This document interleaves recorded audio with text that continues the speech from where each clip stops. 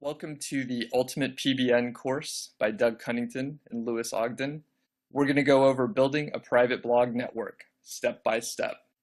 It's quite complicated and it sounds circular, but we've worked out a way of calculating a website's importance. Larry Page, the co-founder of Google. My name is Doug Cunnington. I'm a software project manager for a telecom company by day.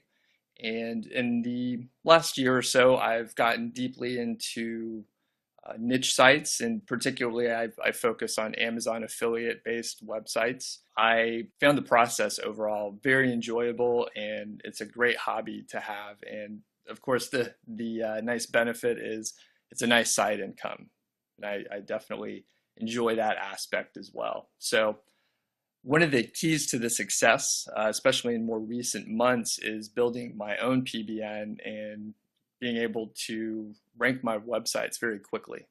And I think that is a key factor why everyone should be building their own PBN. Yeah, my name is Lewis Ogden. I'm the founder of cloudincome.com. Much like Doug, I've been heavily involved in niche sites for a couple of years now, and I have used multiple kind of PBNs to rank those websites quite successfully. I found out the power of these PBNs really by mistake. I registered a expired domain and used that as a money site and found that I was ranking really well, really quickly. And I think it's kind of a study Doug's got going on his blog at the moment, which you should check out. It's kind of the comparison between a brand new registered domain and an expired domain that has some history and some authority in Google's eyes. So check that out. What happened is this site was ranking really quickly, really easily with very few backlinks. So I decided to pick up a few more and point them toward it using kind of a 301 redirect. And then I started kind of a few blogs. I thought I would try a blog on this and kind of point the links over. Before I really knew what a PBN was, and straight away I saw the power of it. Over the past 6 months, I've been running a service called RankSource, which is a private blog network for my clients in various niches: finance, fitness, everything really, Amazon niche sites, AdSense sites. And yeah, it's going really well, really enjoy it. And I've recently found the power of outsourcing and of building a team. And that kind of is the most enjoyable part for me really as well, is kind of running that team and almost kind of going into the project management side of it. Great. And Lewis, we haven't met in person, but I detect a little bit of an accent. Are you from Texas? No, Manchester, England. Okay. And So I'm out of Atlanta, Georgia, so I don't know what to say about that, but but we do both have a fondness for real ales, so that's a key point we need to put up front there. Yeah, hopefully soon we'll be able to share a pint or two. Yeah, oh, nice pint, excellent. All right, here's a quick overview of the course. So this particular module is an introduction to PBNs. Later, we will be talking about the planning aspect, sourcing domains, hosting, building sites, maintaining the PBN, linking out to your money sites, avoiding footprints, and we're also going to go over some examples of actual private blog network websites. So if we kind of look at the definition of what exactly a private blog network is, first of all, we kind of abbreviate that to PBN, so you'll see a lot of that around throughout the course, just easy to say. Basically, it's a network of websites that is typically made up from expired domain names. And we use these PBN sites and these domain names to link build to our money sites or our business websites in a fully controlled environment, meaning that we can completely control the backlinks. So we're going to take a look at why PBNs are so powerful. As I say, they're made up from expired domain names, but we particularly look at all expired domain names that have a high authority in Google's eyes. And Google view these backlinks from high authority websites as a lot more valuable than kind of low authority sites, such as kind of Blogger and WordPress hosted sites. A link from a high profile website like nasa.gov, for example, which would do amazing to get a link from those guys. But it carries so much more weight in Google's search algorithm, and that juice, as they call it, is then passed on to your money site. Another reason PBNs are so powerful for link building is that you fully control those backlinks to your money websites. So you can fully control the velocity of backlinks added to your sites, and you can do it whenever you like. So if you're rolling out a new site, maybe you want to take it easy at first and add just a couple links per week until you get more content added. Another reason private blog networks are so powerful is we can quickly adapt to algorithm changes by Google at any time. So this does happen. We've seen it in 2012, 2013, and already this year in 2014. And these algorithm changes can have a huge impact on your rankings for your money websites. So being able to control your backlinks gives you a very, very big advantage over your competition. We're going to take a look at trust rank, and it's not a metric that's often talked about, but it's one of the key metrics I use, and one of the first I use when I'm doing my due diligence on a domain name, if I want to buy it or not. And it comes from Moz, and essentially it can be used as an alternative metric to kind of your domain authority, page authority, and it's free. You just have to click on a special tab, which I'll show you in a second.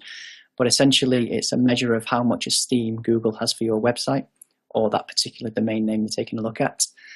If you have a link from NASA, for example, you are just one link removed from the top level trust rank. You can't get more trustworthy than NASA.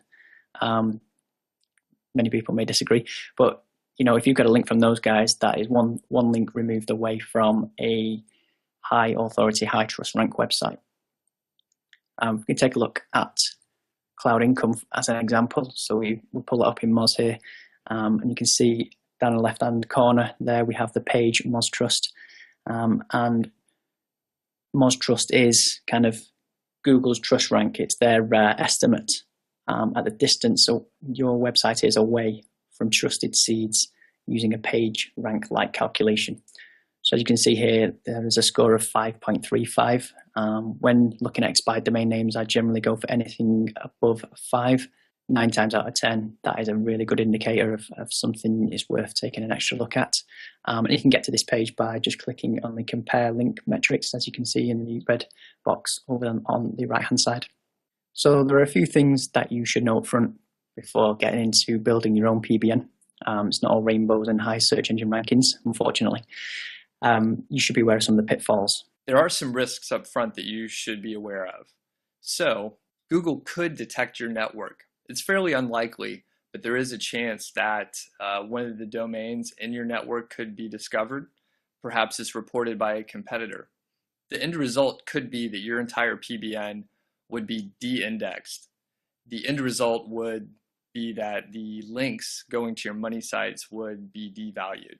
Another risk is that a competitor could take a look at the backlink profile of your money sites. This actually is a fairly likely scenario to happen.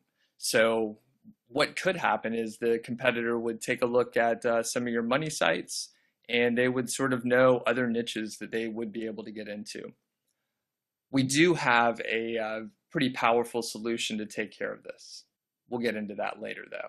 So the third risk here is any Google algorithm updates. And there's been kind of some chatter around in the SEO industry about how exactly Google could devalue expired domains. And as I see it, that's kind of the easiest way they could attack private blog networks.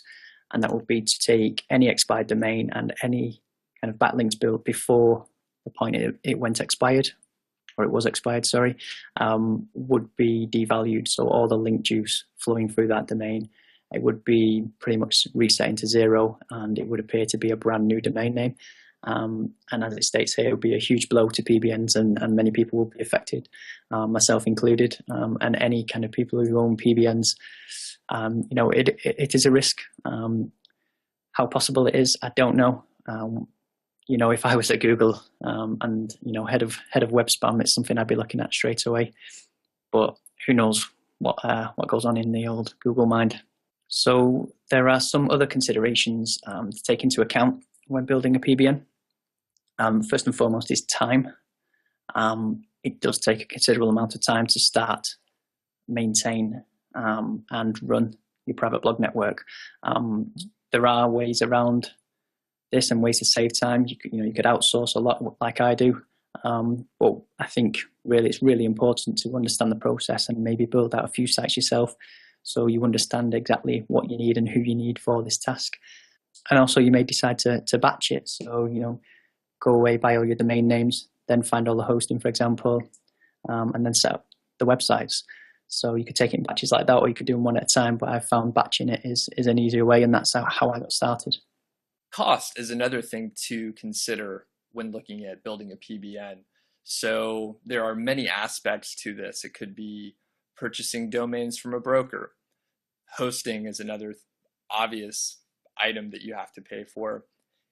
Each one of the domains also needs to have content. So in most cases, you're probably not going to write it yourself due to the time constraints that would cause. So it's another thing we really need to take a look at.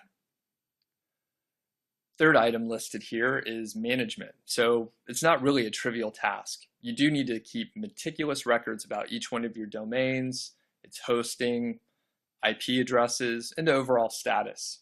I think linking these two together, I mean, if you don't manage the network and you don't record all of the details, then you're not really going to know how much each domain is costing you. You're not going to know when the hosting's up for renewal. You're not going to know when the domain name's about to expire, and you need to plan these in ahead of time and either set up recurring subscriptions, so you don't have to keep checking various different email accounts and paying different invoices at different times. So that management, number three, management is really key, and kind of links everything together. So it is a big one, and it seems kind of trivial, but it definitely isn't. Okay, what about the benefits? So guys, why are we even building PBNs if there are so many pitfalls? So Lewis, what's the top couple reasons you recommend building a PBN? I think, as we touched on earlier, with controlling your backlinks, I did a post on my blog not so long ago, and it was kind of the key elements of SEO in 2014. It's back in January, on one of those, and probably the top one was controlling your own backlinks. There's so many people using the disavow tool and hiring companies to kind of have links ignored by Google that they built in the past that worked back in 2009, and now they're all of a sudden they're not working. You're talking your kind of your site-wide footer links and sidebar links. So a PBN will allow you to control your own backlinks, control your own anchor text, which pages they link to, your link velocity. That is really key, and I would say the number one reason. And second of all, it works. The kind of power that these PBN sites pass is unrivaled, really. You cannot buy these links. Well, you can for other people, but it's better to own your own. Again, you can't come back to the control factor. But you're guaranteed your competition does not have these links. And if they do, then you're probably in a heavily SEO'd industry, and maybe you should think about switching. Yeah, good points, Lewis. To expand on that a little bit, I agree totally. And controlling your backlinks is probably the number one reason for me too. And just to zoom in a little bit, I think controlling the anchor text specifically is very important. So a lot of algorithm changes are rooted directly into anchor text distribution. So if something changes, if you own your PBN and you own your links, you can literally make these updates in minutes and check on what impacts your rankings and take care of it from there. And I think my second point is actually kind of similar to Lewis's, but the fact is your competition is going to be using PBN. So if you're not, then you're probably going to struggle to keep up with your competition. Yeah, absolutely. The next section coming up is planning. For me as a project manager, this is probably one of the most important aspects.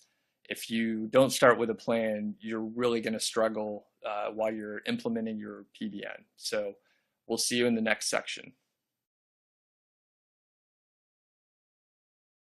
Back to the course overview. This section is all about planning. What are your goals? This is something you need to ask yourself. Why are you even going through the effort to build a PBN? Are you trying to improve the rankings for your own site, a client website, or maybe you're providing a PBN service? So the first goal we need to look at would be the size of your PBN. The number of domains you have directly impacts the cost and complexity and how much effort needs to go into the management and maintenance, and how long it'll take to kind of build out the PBN from start to finish.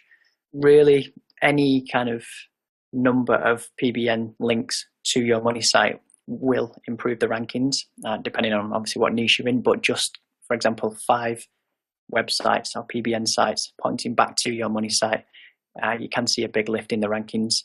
We advise everyone kind of a 10 domain PBN, is a good place to start and can be a game changer. Depends what your niche you're in. Myself and Doug, we kind of go after low to medium competition keywords and things that we know we can rank for. Really just makes sense. Obviously, some of you guys may be in highly competitive terms, in which case you may need, 25, even 50 PBN sites. But really, this is what you need to understand at the start is the size of your PBN, how big you want it to be, and how big it will need to be in order to rank for the keywords you're trying to rank for. The authority of the domains also need to be part of your initial planning stage, and it will dictate how strong the backlinks and the link juice will be that flow to your money site.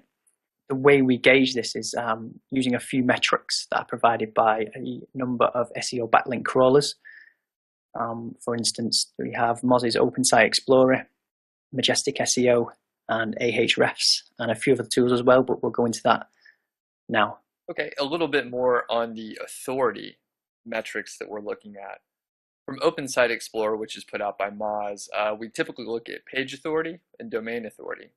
Per definition, the page authority is Moz's calculated metric on how well a given web page is likely to rank in Google's search results. So the key aspect here is you're only looking at a particular page, and it kind of gives you an idea of how well a page would rank arbitrarily just based on this particular metric. Just to add to that, page authority will differ between the www version, the domain, and the non-www. So page authority will go up and down depending. Most domains have links pointing to the www. Others don't, so be sure to check both to get a good gauge on the page authority for that particular domain. And it's also a good key indicator of where you should install WordPress. Great point, Lewis. Next, in a similar way, is domain authority. This represents the best prediction on how a complete website, all the pages within the website, will perform in the search engine rankings. And to Lewis's point before, the same situation applies where the domain authority may vary based on the www version or without that. Another Moz metric is Moz Trust. As it states here, it's actually sort of the distance from trusted seed sites. So perhaps it's nasa.gov, the example that we've looked at before, and it's sort of looking at the number of links away from that particular seed domain. Lewis, do you have anything to add there? Yeah, just I kind of touched on earlier. So anything above, Moz Trust above 5 is generally a key indication for me that I want to pursue this domain. Obviously, everything's about the backlinks. All these metrics stem from the kind of backlinks that are pointing to these domain names. As Moz Trust here, it uses kind of Google has a trust rank, which it doesn't show, but Moz Trust have kind of got a calculation based on that and to see how trusted the links are pointing to your site. Anything above 5 is a good indication. Another thing to add here is that the page rank, which we're not covering here specifically, is very similar to the Moz Trust. Typically, it is literally based on the number of steps away from these seed sites. So this is pretty analogous to the page rank, the PR number that people used to use in the past. Yeah, and if you're kind of still looking at page rank, you just need to ignore it. It's kind of irrelevant, and if you go off buying expired domains based on PageRank, you could get stung. I mean, you could end up spending several $100s on a PR 4 or 5, which has no backlinks, and it is the backlinks that increase PageRank, or provide the PageRank for the domain name. So just watch out for that, and if you can, just ignore it completely. It's tough because people still buy links, believe it or not, in the industry based on PageRank, but it's gone. It's no longer a trusted metric that I use. I still check it. I still add it in there because I like to see which links were boosting that page rank for this particular domain I'm interested in, and you can see what the page rank of other sites are, what kind of merge trust I use above page rank. So moving on to Majestic SEO here, and they have their Site Explorer as well, and they have kind of 2 metrics: citation flow and trust flow. First of all, citation flow, and it's weighted by the number of citations given to the URL or domain name, again with the www prefix or without. Just make sure you check both. And also trust flow is weighted by the number of clicks, so not links here, it's clicks from a set of trusted seed sites. So again, go back to the NASA example that we keep touching on. If you had a click over from NASA, then that would increase the trust flow metric of that domain name. In most cases, the authority of the domain names inside of your PBN will impact the cost. So the amount you're going to have to pay for authority domains will obviously increase. The lower the authority, the cheaper they will be. If you're looking for high authority domains, obviously they're more expensive, but they will also take longer to find. Now there are brokers, which we do share later on in the course, where you can go and find these. You expect to pay more, but it's quick and easy. If you're going kind of the old school method and finding these domains yourself, looking for these high authority ones will take much longer. And now we're looking at relevancy. In general, backlinks that are relevant to your niche will be much more impactful to your search engine rankings. In many cases, if you have a high level of relevancy, the authority of the domains will be lower. It's not always the case, but if you're searching out and looking for domains on your own, typically it's going to be harder to find these high authority domains that are directly related to your niche. I think what you can do on this as well is you can actually make the sites relevant. So you can kind of create a generic kind of umbrella site in maybe the finance niche or the property niche, for example. And those sites can link out to many other sub niches, and you can really drill down that way. If you're kind of promoting shoes, you could have a fitness site which could link to your trainers or footwear site, but then that fitness site could also look at other kind of fitness equipment. It could look at diet and nutrition and go into food and things like that. So you can have you can cast a wide net with some of these domains, but I kind of judge it based on the links that are coming in and what those sites are about. So any inbound links to your expired domain, I look at what those sites are talking about and what the original reason for the link was in the first place. Looking a little bit deeper into relevancy, a balance of relevant and non-relevant domains for your PBN is probably a very good trade-off. You'll be able to have some very highly relevant links from domains that were in the niche, but you'll also be able to take advantage of some higher authority domains that maybe were totally unrelated to your niche.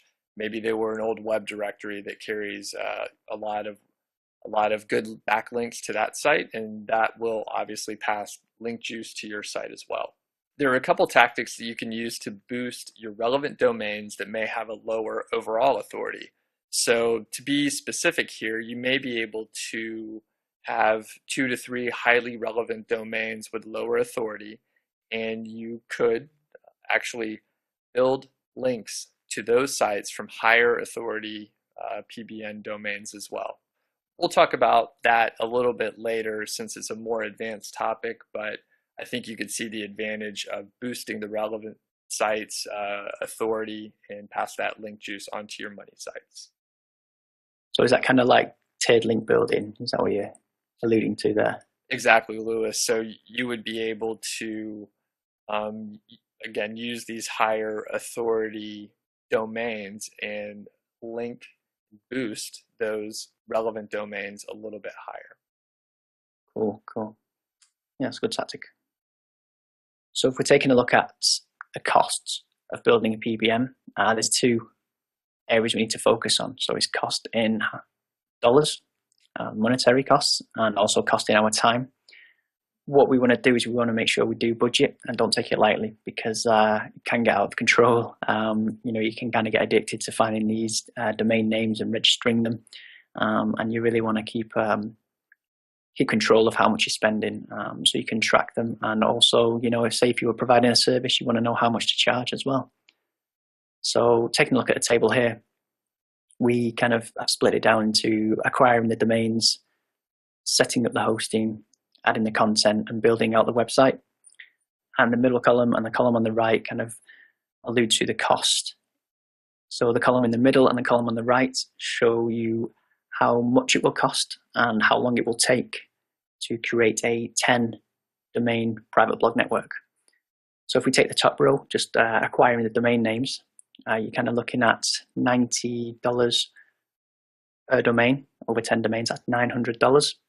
Now these are kind of your middle of the road, medium authority. So not the super high, but they're not the kind of the free to register things that you will find. A lot of the brokers we will go through later on in the course offer domains around this price range. It gives a good idea of how much it will cost you just to acquire the domains. Time, really, if you go into brokers, it's relatively quick to find these. If you're looking for free to register ones, then the time is multiplied by 10 or maybe even 100, depending how fast your laptop is or your PC is, or if you're outsourcing to a VA, or just a whole host of other factors there. But to source and check these 10 domains from a broker, you're looking at kind of an hour per domain, so 10 hours there. Taking a look at the hosting. So we work on average maybe $1 to $2 per month, maybe on average kind of $20 over the year. Over 10 domains is $200 for the year. Again, relatively easy. We'll show you again later on the best place to find hosting for these sites, how to set them up, etc. But roughly around an hour per domain name to set up the hosting. Once you kind of get on a roll with this, it can come down, but this is just based on just to give you an idea of how long it will take you. Content. Now this kind of, we assume you're going to be outsourcing the content, because for 10 domains, you're going to want 5 articles per domain. Rough costs are going to cost you around $250 for 50 articles in total. To publish that content, it's going to take around 2 hours to add images, video, and set the formatting and things like that. Because one of the key things here is with the content is you want it to be good, and you want it to look good, and you want it to be able to pass a manual inspection. So we're not going to use any kind of spun content or anything here. It's going to be 100% unique, and it's going to relate to both your domain niche and also the niche that the site is linking out to, so your money sites. So roughly 2 hours per domain there for all your articles. And then last of all is kind of the site build. The cost really is minimal. You can use free themes and plugins. And we kind of have we have a checklist below the video which you can download, and it will kind of show you all the things you need to do. Costing time really is the big key here. 2 hours per domain, another 20 hours. Overall, $1,350. So for 10 domains, it will take around 60 hours from start to finish, from finding a domain to having a complete site ready so you can build links to your money site.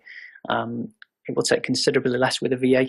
I do recommend you just get a general VA who's good with WordPress to help you out here. But obviously, the downside of that is the cost will go up. But you can kind of pick up a decent VA for a couple of dollars an hour, as long as you take them through building one site, or at least you've done it yourself and you can explain it really well to them. I'm talking bullet points here. Then your time is minimal. Well, that should just give you an overview really of what to expect. And again, this is just for a 10 domain private blog network. So you can get a good idea of this medium authority PBN, which would be good enough to rank well for most keywords that are kind of low to medium competition. All right. And a quick thing to point out here is, of course, this is for 10 full domains, but if you scale it back and you're just looking at one domain to get started, perhaps, and let's just think about it that way, it is just $135. And a lot of that, if you're just looking at one domain, it's not so bad to actually deal with it on your own. So if you're just getting started, maybe you don't have the budget to build 10 domains right off the bat, that's no problem. You can build in smaller sections and do one domain at a time. Yeah, exactly. Probably take about 5 or 6 hours to do that one domain. But once you've done it once, then you can pretty much knock them out. I don't know, 2 to 3 hours. Most of the time spent waiting for the content and waiting for the hosting name servers to propagate. Okay, let's take a quick summary of the planning. So up front, you do need to determine what your goals are and really hone in on how big you want your PBN to be, how many domains, the authority of your domains, and if relevancy is really important to you. You do need to make sure you have a solid understanding of the budget and the cost of your PBN, including the time aspect. Again, we're kind of looking at 10 domains as a really nice start for a size of a PBN, and we do recommend the highest authority possible that you could afford, of course. Overall, the relevancy may be less important when you're first getting started. And like Doug said, you don't have to start with 10 domains. If that seems way out of reach for you, just start with one. When we come onto the link building module, we actually recommend that you build slowly anyway. So, you could start off with 1 or 2 domains, get a good feel for the process and the costs and your ability to find and build these expired domains out into full sites, and then you can grow. But what you can also do, the good point of that is you can gauge how many links your money site will need.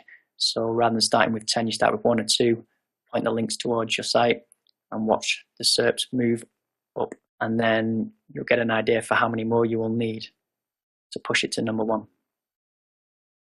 I think some of the big things here that we talked about were cost and time. So Lewis, I guess what's your number one tip for saving money when you're building out a PBN or saving time? So I guess saving money would be obviously if you could find free to register expired domains. It's starting to become saturated now, and there's various tools out there you can use. So it's not always easy to find them. They do still exist, and if you're the early bird, you can get the worm definitely. But I guess the main one will be registration. I have used various registrars as we recommend, but kind of Namecheap, for example, they offer free Whois privacy protection, whereas GoDaddy don't. So you can save quite a bit of money that way. And if you're building a small 10 domain site, then just use Namecheap on them all. It's not a big issue. It's not a massive footprint, and it's only 10 websites.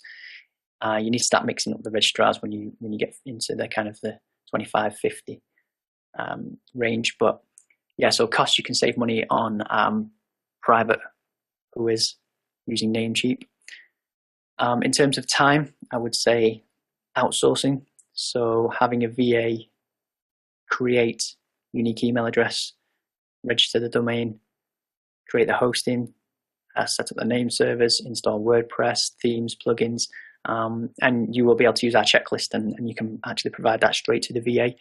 And as long as they've got some knowledge of WordPress and kind of how to set up a website, then there shouldn't be any major issues. And you can tweak it as you go along the process, but yeah, it's a massive time saving by just having just one VA who knows the process and can help you that way.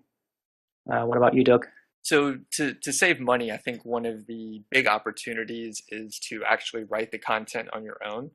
It may not be an option if you're building a larger network or if you're building your network quickly. However, if you look back at our example where perhaps you just build one domain out for 2 weeks or so, you actually have some time. You could write the content on your own, and that could end up saving you a considerable amount of money if you're just getting started.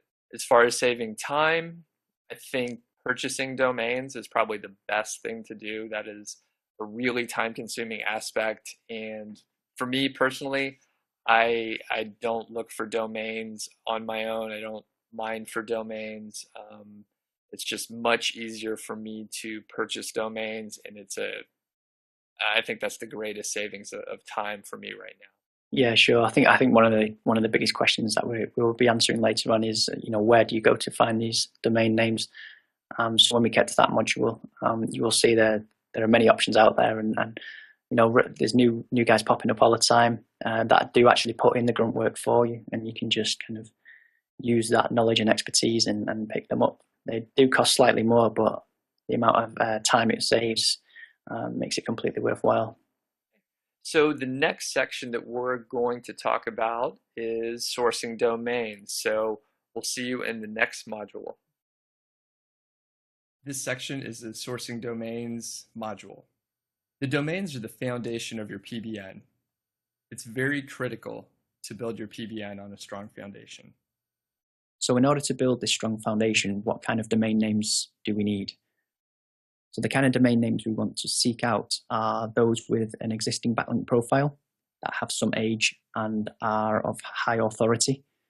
Now this high authority comes from the existing backlink profile itself, from the originating domain names. So what we want to do is check the backlink crawlers such as Moz, Majestic SEO, and Ahrefs. Check those backlinks. They all will have varying numbers of backlinks. They all kind of crawl different parts of the web. It seems you will notice huge fluctuations in the number of domain names each of them crawl. But we want to check those domain names and make sure they are of high authority and they're providing some quality link juice to these expired domains. The kind of domains we want to avoid are those with spammy backlinks. So anything that looks like an SEO has owned it before you. Anything with foreign language anchor text. So where the originating or the linking website is linking out to the expired domain is in a foreign language. We want to make sure we avoid those. And anything that has evidence of spam. So like adult sites, pharmaceuticals, or gambling. Some of the key terms and definitions we use to authenticate the trust and authority of these expired domain names are written below. So we touched on these in a previous module, where we look at things such as page rank, which comes from Google Toolbar, page authority and domain authority, which come from Moz, also the Moz rank and Moz trust, and then citation flow and trust flow, which come from Majestic SEO. Now, all of these combined do give us a good indication of a quality, high authority expired domain. But overall, the main metric we want to look for, or the main thing we need to look out for, is the backlinks. All of these key metrics are driven by the backlinks. So everything in SEO is backlinks. There's no getting away from that. So if they've got crummy backlinks, these metrics will look crummy. We want to avoid those kind of domains. If the backlinks look legitimate, they look good, they're not comment spam and they're not sidebar and footer site-wide links, then generally these metrics will indicate that. So they are used to get a good understanding of a high authority expired domain. Ultimately, we also want to drill down into the actual backlinks themselves and go and check them out individually and make sure they still do exist. Now, there's no quick way of doing this. You will see in the next video exactly how to mine these backlinks. Clean domains. Overall, what we're looking for is expired domains for your PBN that have a clean backlink profile. And what we mean by that is backlinks from reputable websites. These kind of domains, well, they're not very easy to find, so we're going to need to use some tools. The next couple slides will review a few tools and resources that you can use to find high-quality expired domains. First, we're going to go over a few different search tools and aggregation type sites. Expireddomains.net, moonsy.com, clickmojo.com, expire.biz, odditysoftware.com, prnator.com. They each have different qualities and advantages, and we're going to go over each one of them. And just to finish out the list, we do have a few brokers that we're working with. They are offering discounts, and for me, I personally prefer brokers in most cases. So, again, we'll get into the details later. tbsolutions.info, domainpeel.com, heavydutynames.com, and domaincoliseum.com. So if we take a look at expireddomains.net, essentially this is a tool that allows you to filter through expired domains, including the title, and you can search for country-specific TLDs, certain page ranks, certain domain authority, page authority, and all the metrics we've just touched on. And you can find free-to-register domains as well as GoDaddy auctions, and also domains that are about to expire or pending delete. You can also backorder these domain names.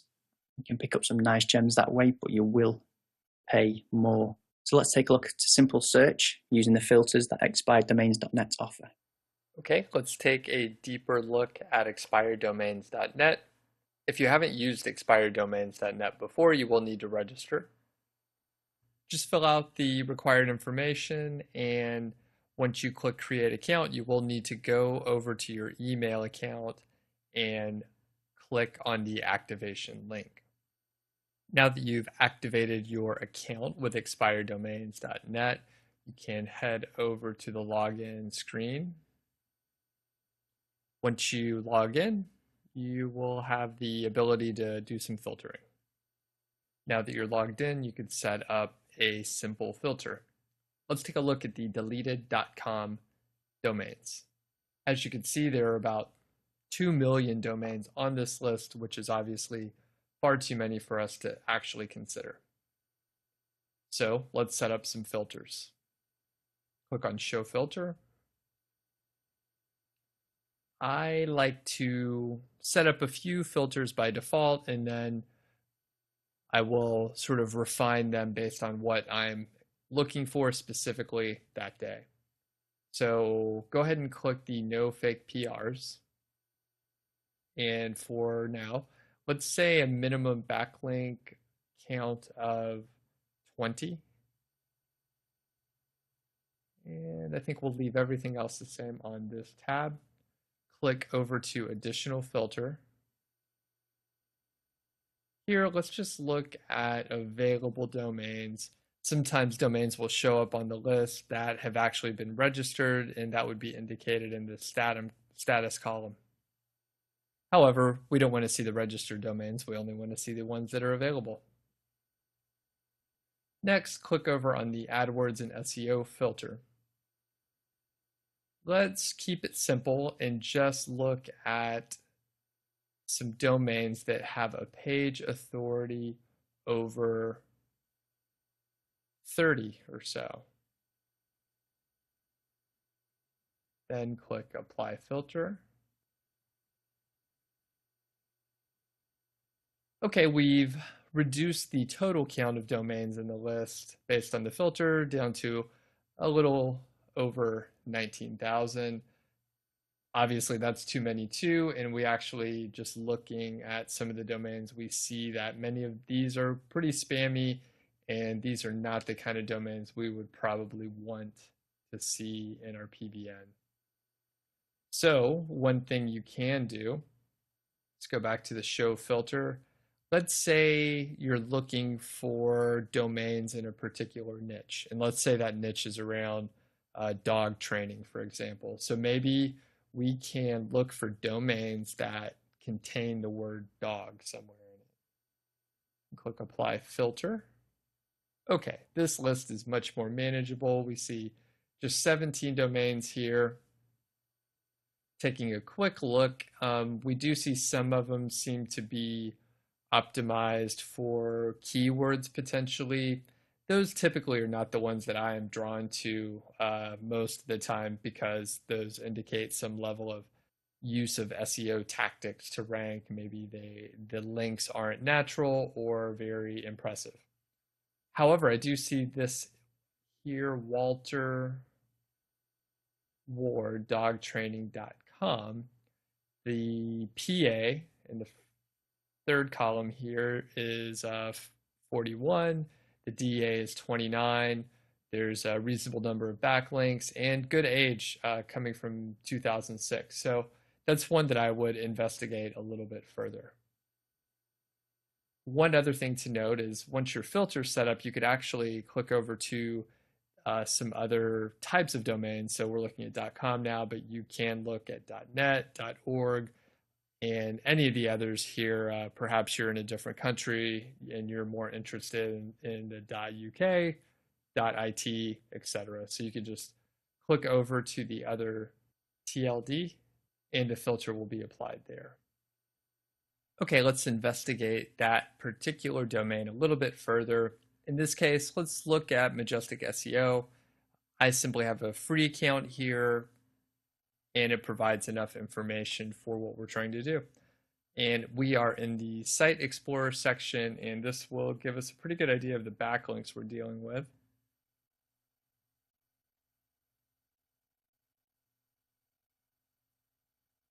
Okay, so right off the bat, we see the trust flow is very low and the citation flow is 15, which is okay. However, the trust flow being 1 makes me nervous that this may be a domain that was spammed at one point. Looking at the number of backlinks and the number of referring domains, that also adds to the same suspicion. Even further, we can see the historic numbers and stats here. So in the last 5 years, there were actually quite a lot of domains linking to it and even more backlinks, a really high number. So that makes it pretty likely that this was a domain used for spam at some point. So what you can do is click either here to see the full historic index, which you should take a look at if you are looking at expired domains, or you can click the radio button here. So let's do that, and we will go ahead and scroll down to see some of the other stats, and I have a strong belief that there will be some foreign anchor text in the mix here.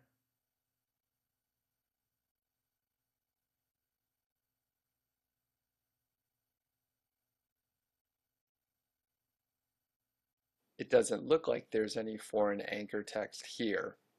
However, I don't see anything related to dog training, so that makes me a little bit nervous.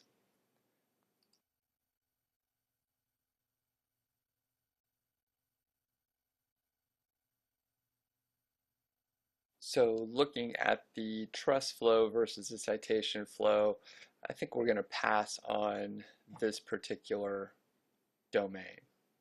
So overall, the domain does look a little spammy with the number of backlinks. One other important thing to note, even though this domain doesn't look like a keeper, is that you should take a look at the domain with the www prefix and without. Many times the stats will be different. And even adding the slash at the end can make a difference, so we'll look at that as well. Okay, again, we see a change. So at the beginning, we actually saw a trust flow of 1, citation flow of 15. At this point, with the full URL listed as it's noted, we have a trust flow of 5 and a citation flow of 35. Again, this does indicate some strange backlink behavior, and this is not a domain that I would get. Typically, you would want to see a trust and citation flow on this graph hugging this middle line here. Another way to think about it is that you would want the trust flow and the citation flow to be numbers near one another. Let's take a look at one of the other domains, Dogs Life Inc. The stats are a little bit lower with a PA of 30 and the DA of 17. There are 31 backlinks. It does look like it may just be from a small number of domains. There's only one listed here. However, I do see history back to about 2002, which is very good. So again, let's take a look at Majestic and see what they have to say. All right, we do see a trust flow of 14, a citation flow of 20, which is a lot better than what we saw in the previous domain. Again, here we are looking at the historic index, so we can see the full background here. As we scroll down, we can see the anchor text here is far more reasonable, matches up with the branding of the domain, generally makes sense, and this seems far more legitimate than the previous domain that we looked at. We can see several what appear to be county and location based URLs listed under pet services. This seems like a very good domain to maybe take a closer look at. As I mentioned before, it's always worthwhile to take a look at the different versions of the domain name. So let's take a look without the www portion.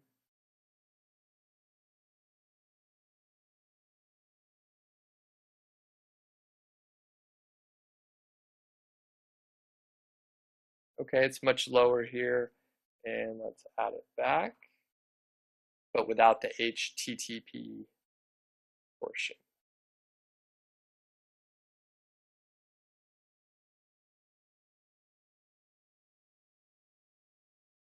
Okay, so that's not so great either, and I guess we can assume that this version is the best.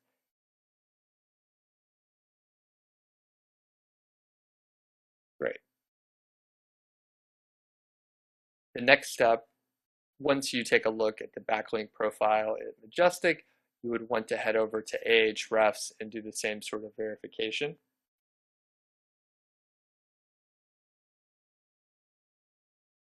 In addition, you would also want to take a look at archive.org to make sure the domain didn't have spam over the years. Right. The backlinks looked pretty good at Majestic SEO, so let's take a look at what Ahrefs can tell us. Again, I just have a free account here, and it'll provide enough information for what we need to do. So I've entered the domain name and click try it for free. Generally, we're looking for the same kind of information, a reasonable number of backlinks. Here we see there are 30 from about 17 referring domains. They are mostly do follow. There's nothing alarming that I see here. There's not a lot of links from foreign countries and different languages. When we look at the anchors cloud, we see it's branded, which is nice. There's nothing about purses or shoes or sunglasses. This looks pretty good overall. And the last thing we'll want to check is the archive.org information, and I did pull that up ahead of time. So what we can see here is there was some history going back as far as 2002, and a little more recently. Let's take a look at the last one that's archived here in 2011.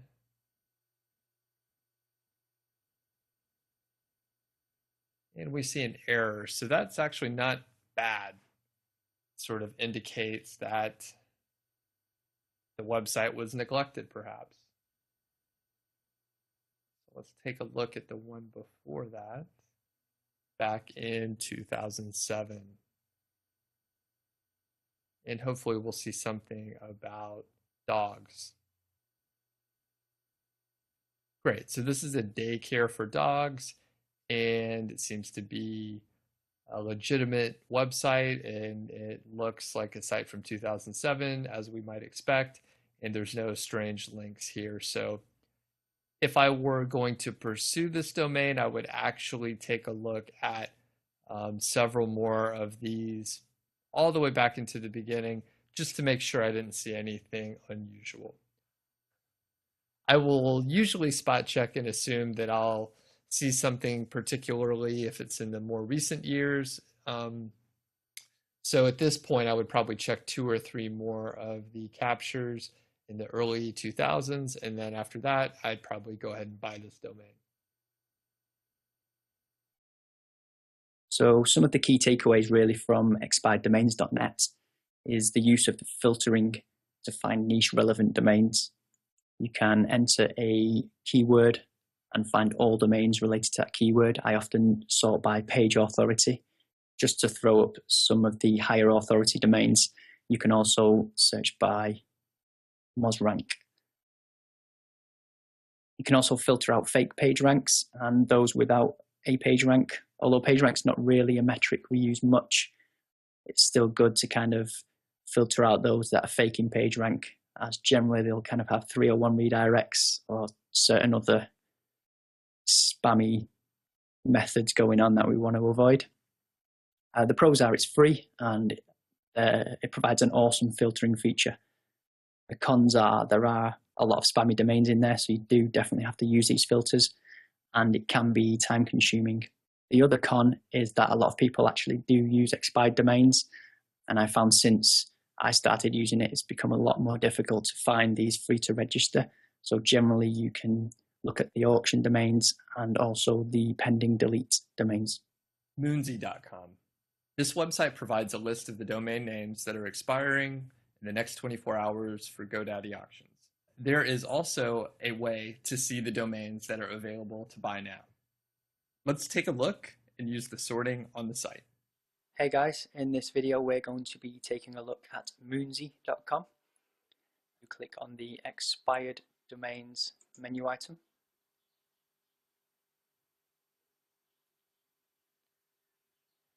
Now what Moonsy is a list of all expiring domain names that will end within the next 72 hours over at GoDaddy auctions.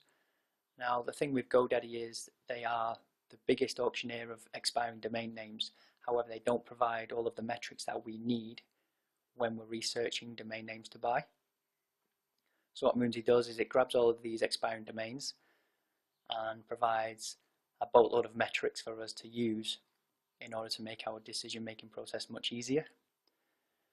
So the first four options really what we have is we can view all expiring domains.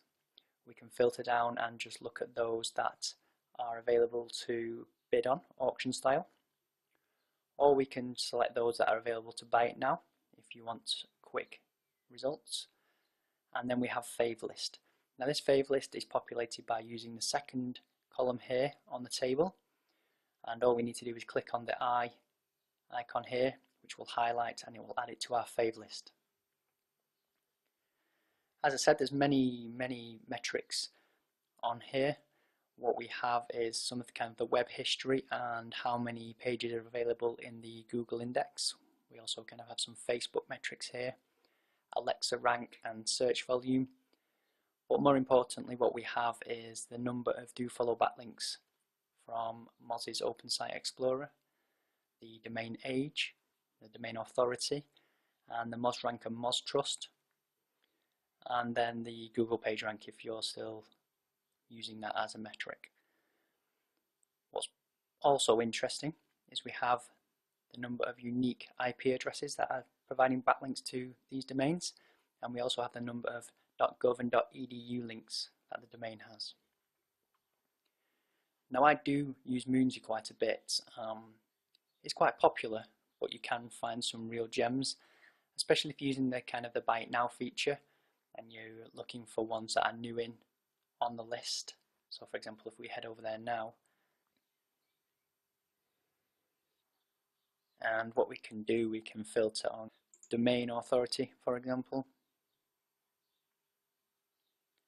and we can take a look at some of the high authority domains, and we can kind of look at the unique linking IPs and kind of ascertain an understanding for that domain and whether it looks realistic or not to have, you're talking 3,800 backlinks here.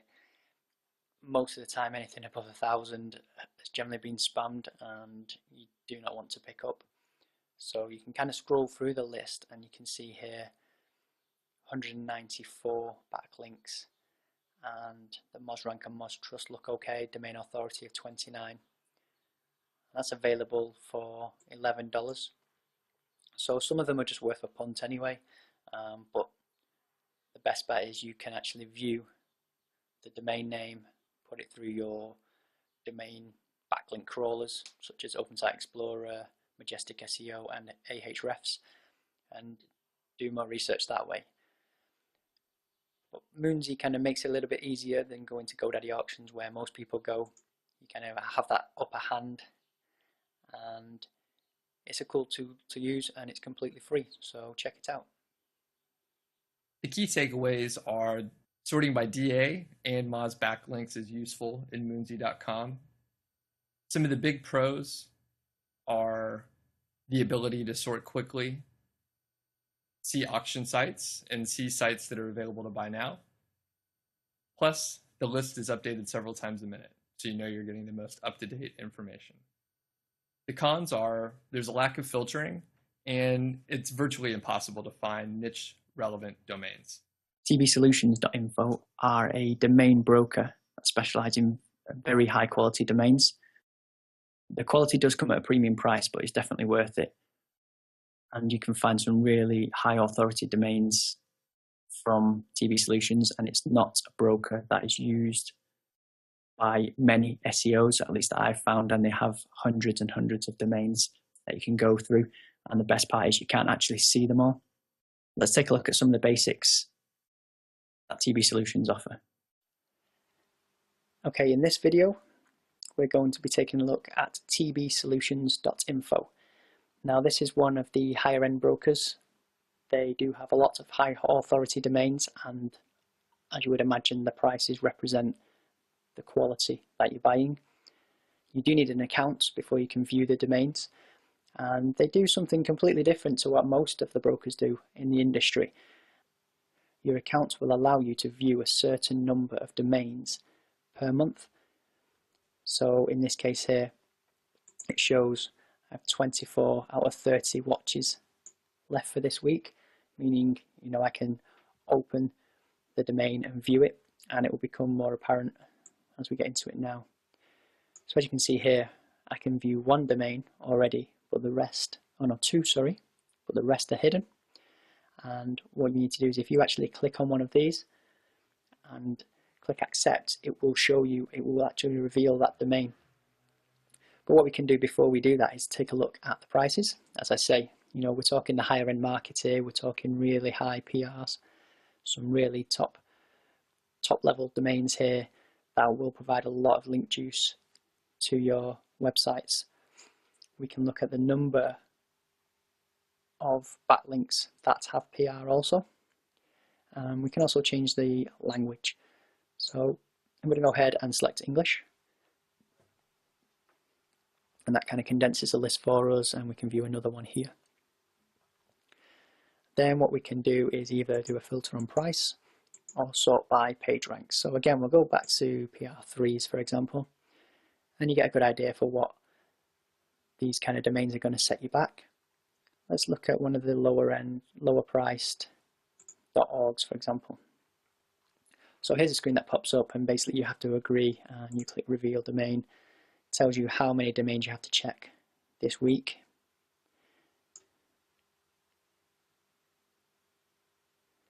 So here we have a PR3 with a domain authority of 21. So far so good. Price of $235, and it has history since 2012. Here shows us the split of the unique IP backlinks and what page rank they are. And then what makes TB Solutions even better is it actually breaks down and gives you those backlinks, so you can quickly check from this dashboard those backlinks and see if they still exist.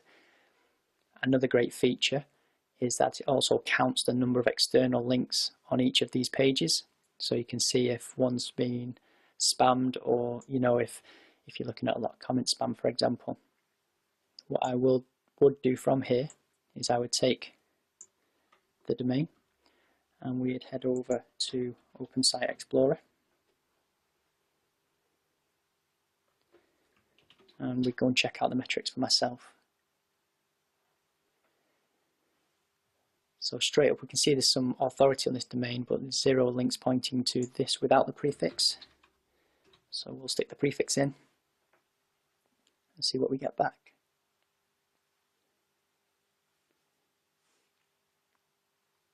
And there you go. So we have a page authority of 32, so that ticks the first box, anything above 30 really. Domain authority of 20, ticks the second box. We have 9 linking root domains and a total of 86 backlinks. And you can see the link anchor text straight away is not spammy, it's not SEO related, and seems very much to do with what this domain previously was. So what I would do is, as you can see, some of them are coming from the same domain here, but various pages, but very high authority, which is what's boosting this authority. And I would just scroll down to see what kind of links they've got, all very, very similar. There's even a Wikipedia link here, which is pretty awesome. So you can see the quality that these domains have from TB Solutions. The price is higher, but they really are worth it. And I would definitely recommend. I mean, this doesn't surprise me to see this anchor text, because it looks like from Saudi Arabia, it was a Saudi Civil and Political Rights Association. So that doesn't surprise me. But for me, that anchor text belongs to that domain. In its previous life, that would have looked completely natural, and I do not think, from what we can see here, it doesn't look like a spammy SEO domain, and it's certainly something I would consider. And that's a great thing. Tom from TB Solutions, very honest, open guy. You can ask him any question and he will come back with the answer. Really very knowledgeable, and he has a ton of content on his website as well. Or you want to understand how he finds them and what metrics he uses, you can find all that on his website. So that was a quick whistle stop tour of TB Solutions. Definitely the higher end domain broker, but if you're really looking for some quality domains, this is the place you need to go to. As you can see, it's one of the fastest ways to get high authority domain names. Being a broker, these domains are not expired, they're actually registered and hosted. So there's more chance of them maintaining that high authority, and any existing backlinks are likely to last as the site's been up and running for a while. One of the main pros, along with having the highest quality domains, is that we do have a discount available with TB Solutions, so we're working closely with them to negotiate a really good discount for you, and you can find the link available below the video and the amount of discount they're offering. The main con really is it's a high barrier to entry due to the high prices, but with high prices comes high quality, so depending on your niche and how much money you have available, then this may be the best solution for you. Another new broker on the market is Domain Peel. They're very new, but all the domains that we've seen from Domain Peel are excellent. You do get to see some of the domain names just by browsing, and there are a select few that are actually hidden to protect the privacy of the new domain owners. Okay, let's take a look at the basics of using Domain Peel. Let's take a look at domainpeel.com. There are several domains that are available just to view. These will, of course, be different whenever you take a look. As normal, there are sortable stats and prices listed. As you can see, there are no hidden domains listed today. However, when they are here, part of the domain is hidden to provide some security for the new buyer. Takeaways. Domain Peel is one of the fastest services that we've used. We also have a great discount available for PBN course members. The pros are reasonable prices, plus we have the discount available. That represents probably one of the best values for any of the domain brokers that we are covering today. The cons, some of the domains are viewable by the public after they register. Moving on to heavydutydomains.com. These guys really do stand out as being a broker with some really, really powerful domain names. They are a lot more expensive than the others, so if you're looking for quality, go here. If you're on a budget, perhaps try Domain Peel. What they will do is provide PBN course members with a discount if you mention my name, Lewis. What they will be doing shortly after the launch of the course is listing a load of their domain names on the GoDaddy auctions where you can buy them, or you can go direct to heavydutydomains.com. And if you mention my name, they will give you a discount. The exact amount of the discount will be listed below the video. You can follow the link, register for an account, let them know myself and Doug sent you over. Their process is somewhat different to a lot of the domain brokers in that they ask you to make an offer for a domain name. So once you've gone through the course and you've got a real good understanding of the value of domain names for your PBN, you'll be able to make an educated offer on certain domains that you're interested in. So some of the key takeaways are that they are very different to other brokers and that all their domains are protected via a password. So you need to create an account and log in before you can see these domains, which protects them from prying eyes, such as Google. And they offer very high quality domains, so much so that we're talking kind of in the thousands price range. So if that puts you off immediately, then perhaps another domain broker is for you. But if you're after the highest possible quality, you should definitely check these guys out. As I mentioned, we do have a discount available, but you can expect to pay higher than average for these quality domains. Clickmojo.com. So this site lists domains that are pending deletion. We can use the list to track the domains and then register them when they're available. You can also use a domain drop service for these kinds of domains.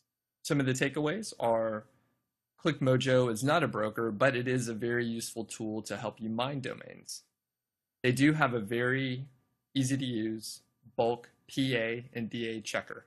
ClickMojo shows you the age of the domain and when the domains will be released.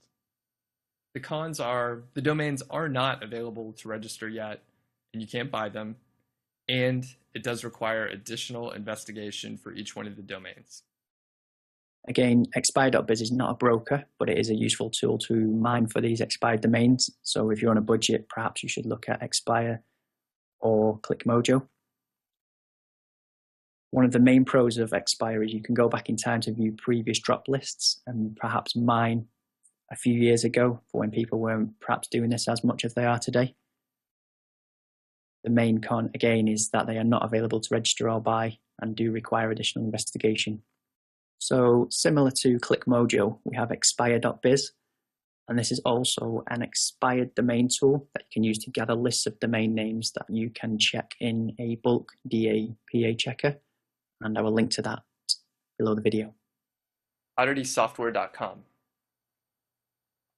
Oddity is an expired domain tool that you can use to gather a list of domains, again, to check in a bulk DA and PA checker. Again, the takeaways are similar to the last couple. It's not a broker, but it's very useful to help you mine for domains. The pros are you can go back in time to view previous drop lists. The cons are domains are not yet available to register or buy, and you do have to investigate the backlink profile to make sure you're getting a good domain. Moving on to prnator.com. Now this is one I really do like, and it is a little gem. I don't think many people are using this, so you should check it out. The prices are very reasonable, and you can see all of the domains before buying, so that is kind of a con. But let's take a look at some of the basics. So in this video, we're going to take a look at prnator.com, and prnator is a domain reseller or broker, and they offer a range of metrics that are viewable, and also the other bonus is that you can view the actual domain names before you buy them. So first off, we'll take a look at the TLDs on offer. So we have the usual .com, .net and .org, and then you have .info and .us, and various other country TLDs including .uk, .fr for France, .eu, .de for Germany, etc. You can pay by PayPal, and the price is in euros but also shown in dollars here for you. And one cool feature of this is it shows the backlinks pointing to it and the page rank of those backlinks. Now obviously these backlinks are what provide the page rank for the actual domains themselves. So the more of these they have and the higher this page rank will be. The next feature is PageRank, which isn't something, as we've discussed, isn't something that we use a lot, but this is the only kind of filter they have on PRNator, so we'll go with it, and it's kind of what a lot of SEOs still use for some strange reason. But for example, if we're looking for all PR3s, we can quickly click PR3 and it will pull up all the PR3s for all of the TLDs. Unfortunately, you can't use multiple filters, so you can't do PR3s that are .com, for example, which is kind of a downside. But another upside is that you can view all of the metrics at one click away. So we have Ahrefs, Majestic SEO, and Open Site Explorer, and all these are hyperlinked, and it will take you to the results page for those metrics for this domain. That's it really. You can take a look at the list. I don't think this is widely used by many SEOs. I've not seen many people talking about it. That might be a good reason. They want to keep this thing secret, and you just scroll through, find one that takes your fancy, pr3.com, and click any of these links to view any of the metrics. Prices are all visible, and yeah, it's a great tool. It's quick and easy, and there's no kind of waiting around. There's no hidden domains, nothing like that, and it's completely free. So check it out. So as I say, prnator.com is not heavily used or talked about yet. I've seen very few sites mention this, very few forums and other SEOs talking about it. Maybe there's a reason for that, or they just don't know about it. So you should head over there and see what all the fuss is about. Some of the pros are that you can search for various top-level domains and also by PageRank. However, don't use PageRank as your main metric, but use it as more of as a guide. Some of the cons are the price is actually in euros, so I'm not too sure if that puts you off or not. But also the price is a little higher than your average, but you do get to see what you're buying beforehand. So if this is your first foray into buying expired domains, you may want to go with prnator so you can actually see the domain, do your investigation before you actually shell out the money. Domain Coliseum. Domain Coliseum is a brand new broker for expired domains, and they do offer some of the very best domains that we've seen on the market. One of the key differentiators, which we'll get into a little bit more in the next slide, is that they spam check everything meticulously. Let's go take a look at the basics on the site. You will need to create an account before you can take a look at the domains. As they mention here, it does add a small layer of security, so only people that are serious about buying domains can see them. As normal, you will need to put in your email address and activate your account.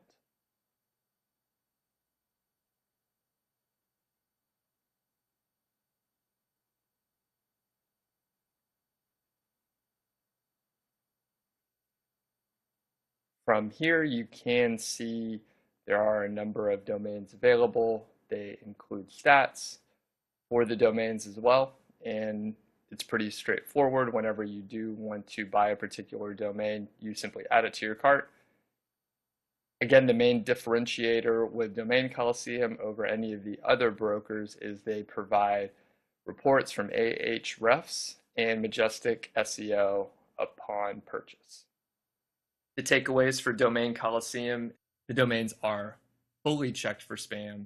They provide backlink reports from Ahrefs and from Majestic SEO.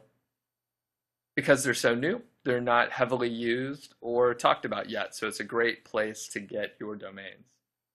The pros are there's required registration to view the domains, and they're all hand-picked. The cons: right now, they don't have a huge selection, but they are adding new domains each day, and the ones that they do have are very high quality. So there is an option to find domains manually yourself or with a VA. However, this is the most time-consuming way to find expired domains, but it is also the cheapest. As the domains are free to register, you only have the cost of registration and not any aftermarket pricing that's been added on. So let's take a look at the high-level process. So as an overview to finding expired domains manually, what we would do would be to start with a seed URL that has many old backlinks. And there's various tools that we can use for doing that, such as Scrapebox, which is a paid-for tool. However, it's relatively cheap. I think it's around $50 or something like that.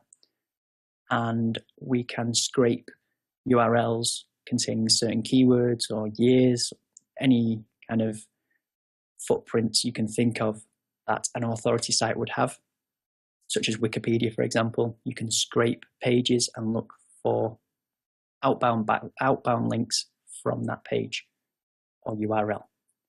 What we then do is search for other broken links that have a 404 error on the seed URL. So this is a broken link. And we would use a tool like Qzx900, which is a free tool, or Integrity for the Mac. What we then do is export the report from Qzx900 or Integrity and pass the data in the report to find all of these 404 broken links. We would then check the domains these links are pointing to find out if they're available or not using a bulk whois checker. And then we would check the quality of those domains that are available, and those that pass our quality checks, we would then register.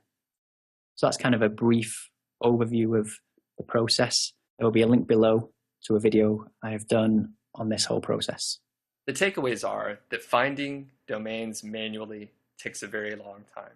For a beginner, it could take even longer, and it will. The pros are that you do have the ability to find niche relevant domains. Obviously, it's the lowest monetary cost, and there's a virtual unlimited supply of these kind of domains. The cons are it's very time consuming, there's a steep learning curve, and it actually can be a little bit addicting. Definitely, I lost some sleep when I first started doing this, staying up all night watching my software do its thing. Once you find one, you get a rush and you want to find more. I think because they're so cheap as well, that the free to register is kind of unheard of, and you're saving so much money, although the time costs are quite expensive. So I mean, probably outsourcing would be a good next step once you understand the process and you've been through it a few times and realize how long it takes, but what you can actually find, and you can guide a VA and steer them in the right direction and teach them how to use these tools. Metrics for quality domains. You should identify some minimum requirements that you're looking for your PBN.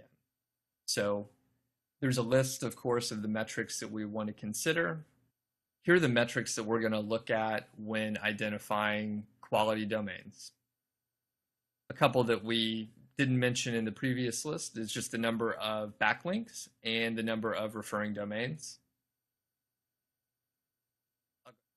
Okay, and we just have a recommended minimum metrics. So this is generally a guide of what passes as a good domain.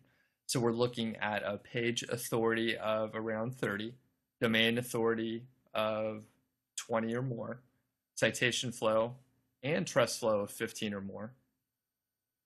Page rank, as we keep alluding to, we don't look at page rank too much. It's rarely updated these last couple years, so anything over 0 is usually good, and I don't mind picking up a 0. For backlinks, we usually look for 30 or more, but depending on the kind of PBN that you're building, you may be able to go a little bit lower or much higher. And again, referring domains, a lot of flexibility there. We're looking at more than 15 is a good place to start. So there are two things that will affect the price of a domain name. One of those is the quality, which is steered by the metrics. And the other is also which vendor you choose to go with, because they all obtain their domain names differently. But most of the time, the price is directly related to the quality. So as an example here, we have a table with page authority and domain authority, and a rough price you could expect to pay based on those metrics. Now, as I alluded to earlier, the backlinks are what matters. But it is the backlinks that drive these metrics. So they are to be used as a guide only and not really as gospel. So if you see a PA of 50 plus, rather than jumping up and down for joy, go out and check the backlinks and make sure it looks legit and it's not got a 301 redirect or anything crazy like that happening to it before you go and pay, $300 to $700 for that domain. I've recently picked up a few domains with a PA of 40 plus, and these were $175 and $200. So this price range really is a good guide on what you should expect to pay. So a summary of sourcing domain names. Really, we want to make sure they are as high a quality as possible. And this is critical really to your PBN and the juice it will provide to your money or niche sites. You want to determine the target metrics for your domains and stick to them. As we've shown, you can find these domains on your own, or you can use various drop lists and domain brokers to buy these expired domains. Final thoughts on sourcing domains. Lewis, what's your number one tip on sourcing domains? I would say if you are just starting out, complete beginner, and have not bought an expired domain before, then I would pick up a copy of Scrapebox and Xenu and mine for these expired domains yourself to really understand the process and also to get a good understanding of what domains make for a quality domain. Alternatively, as a quicker way, you could go to some of the domain brokers that actually show you the domain name before you purchase, such as prnator.com, and throw those into a few of the tools that are available, such as Moz. Check out the authority of those domains based on the metrics and make an educated decision on whether or not you want to pick up that domain and how much you're willing to pay for it against the guide price or the price that's actually on the website. It's probably the best way for complete beginners. What would you suggest for those that have already picked up a few and are looking to expand their network, Doug? Domain brokers would be the best option.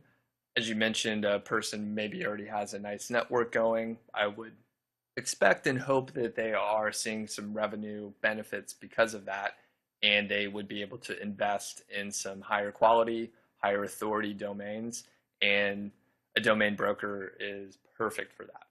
Yeah, I think that if you've got time constraints, it's definitely the quickest way.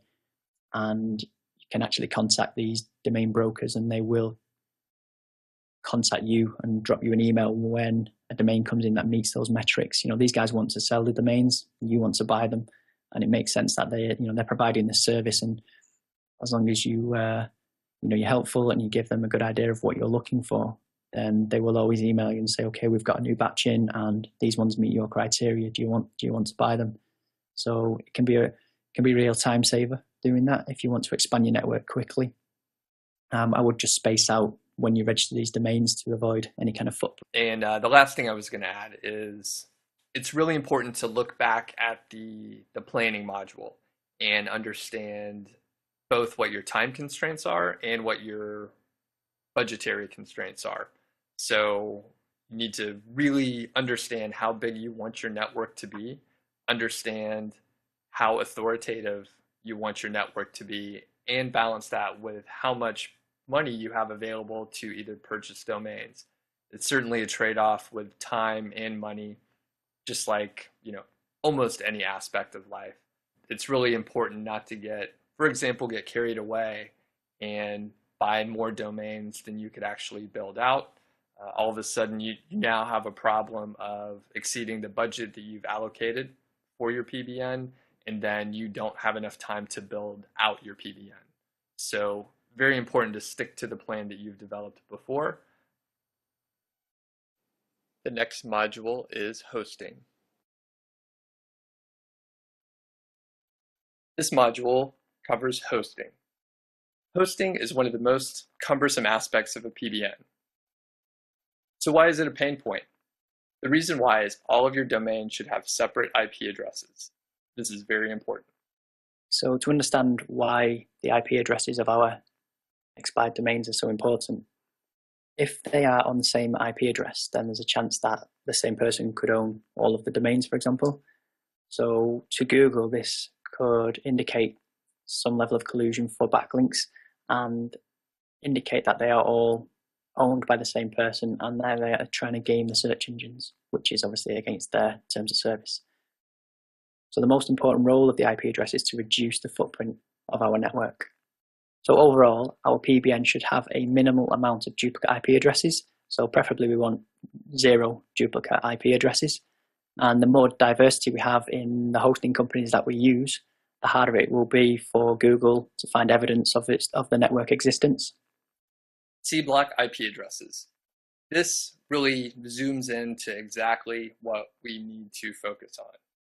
It's not enough just to have different IP addresses for each of your domains.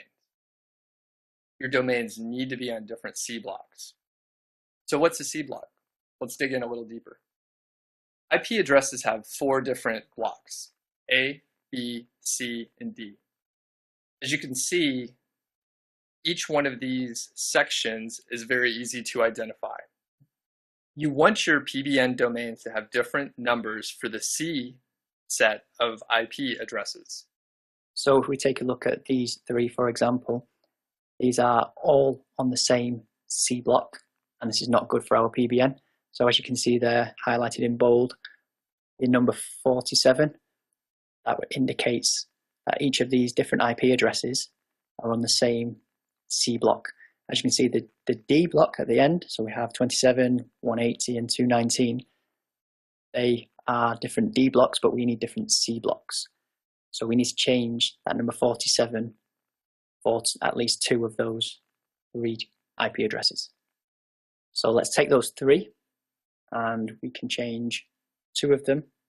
And here, in this case, the first one has been changed to 199 and the second to 4. So now that would indicate to Google that these 3 IPs, which relate to your domain names, are all on different C block IPs, and this is very good for our private blog network.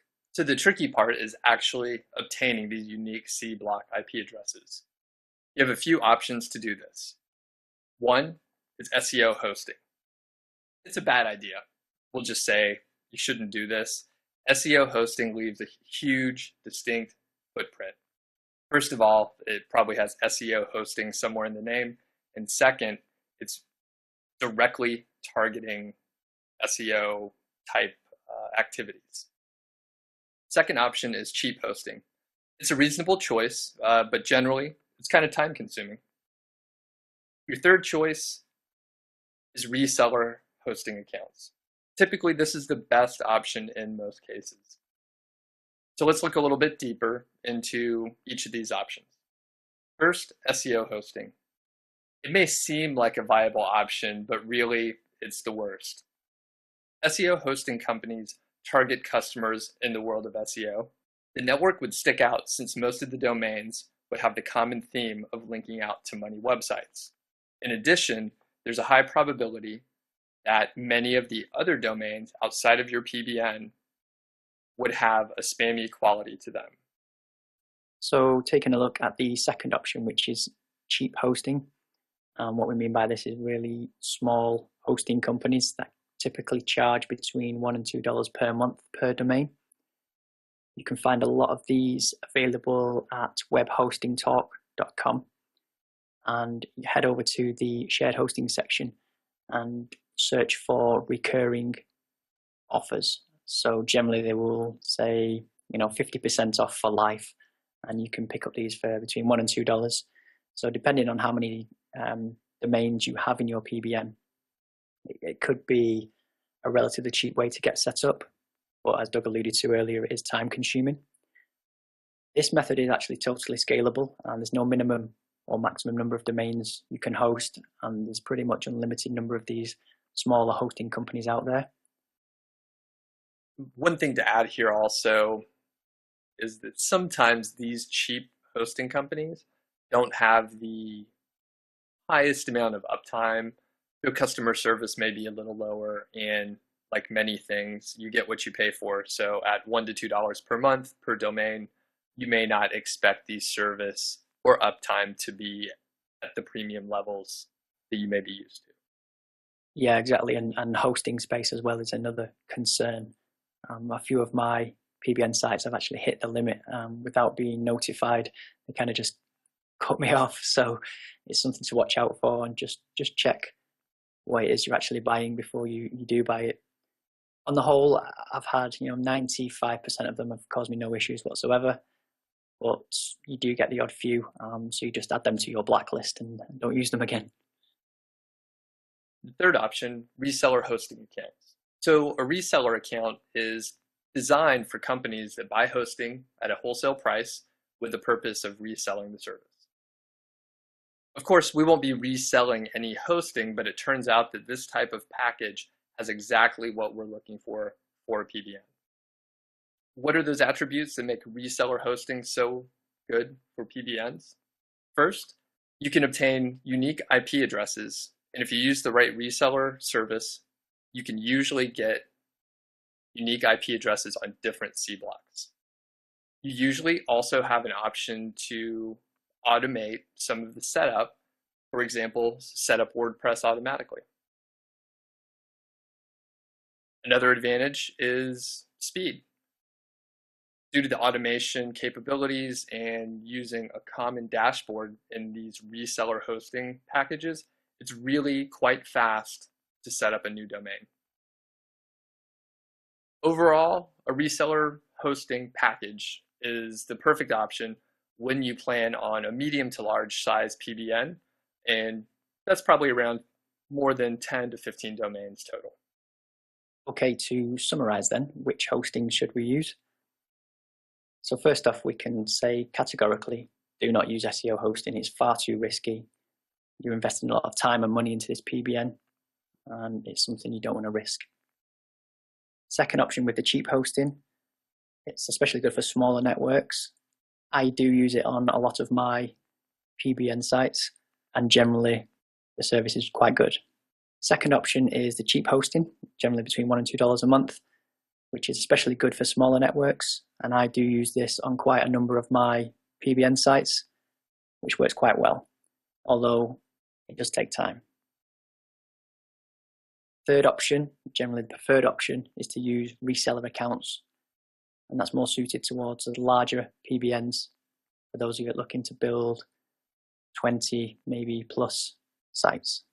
So in my experience, what I've found is using a combination of both the cheap hosting and the reseller accounts, you can get the best of both worlds and really add some great IP diversity to your network, which is critical in avoiding detection and any kind of footprints that Google may find.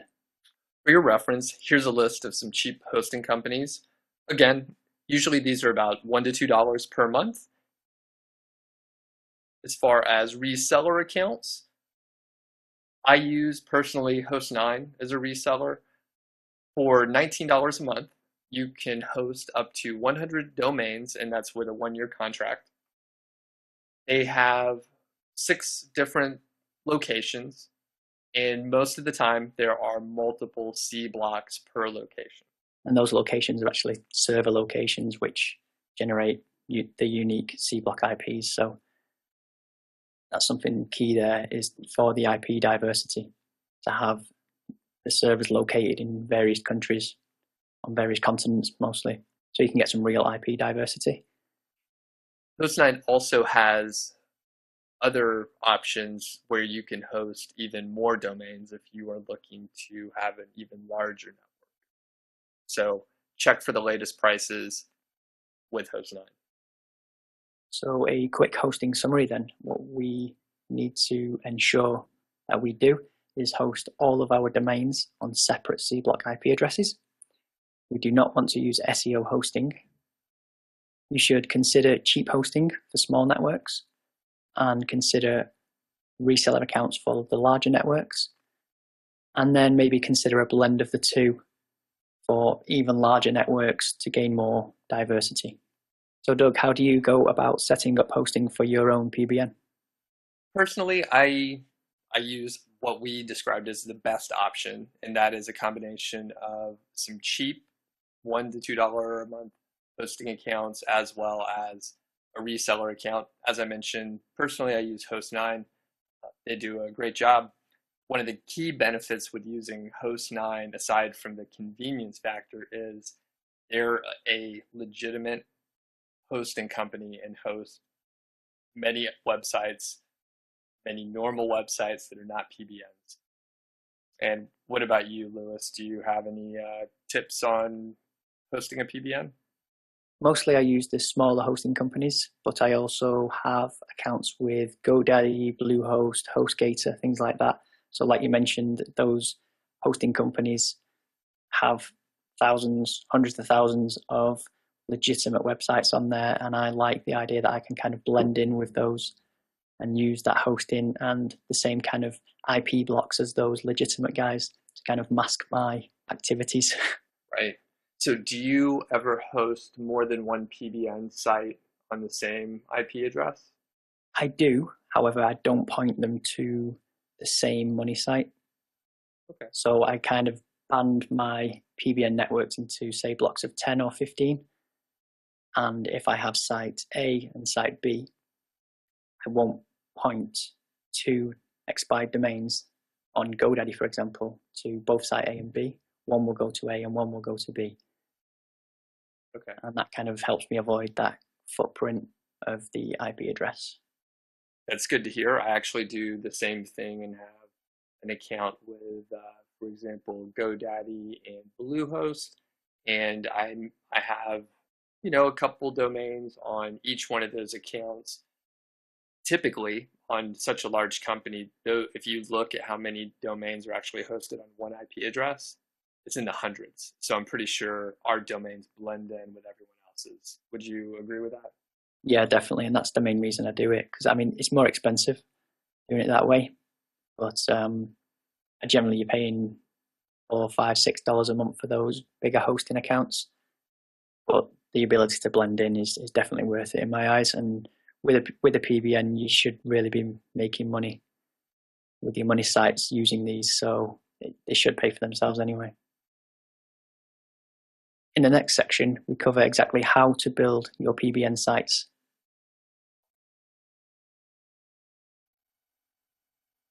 This module covers building our PBN sites. Building your PBN sites. With 20% of all the websites on the web running WordPress, we think it's a safe bet for small networks to use WordPress as their only content management system, or CMS. So, like many of us, if WordPress is what you know, then setting up a PBN site should come really naturally. So to take a look at a high-level overview of this section, first step we need to look at will be creating unique email addresses for each of our PBN sites. The next step is to actually register the domain names. Thirdly, we want to add our domains to a hosting account. Next up is to install WordPress. Then we will be adding a theme and styling the site and adding various plugins. Next, we'll be creating the core pages. So it's kind of your about page, your contact page, things like that. There's a few settings inside the WordPress dashboard that we'll need to change to make sure we can avoid detection and just shore up a few things in our favor. And then lastly, the tracking of the PBN. This last step is probably the most important. So first up, it will be creating unique email addresses. Now for each PBN domain we want to register, we need to register it with a unique email address so that there's no one single factor linking all of our sites together.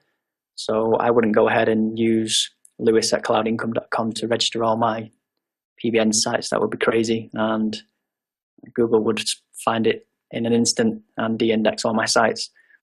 So there are many different email providers that we can use. Most of them are free, but we do have one quick tip for you.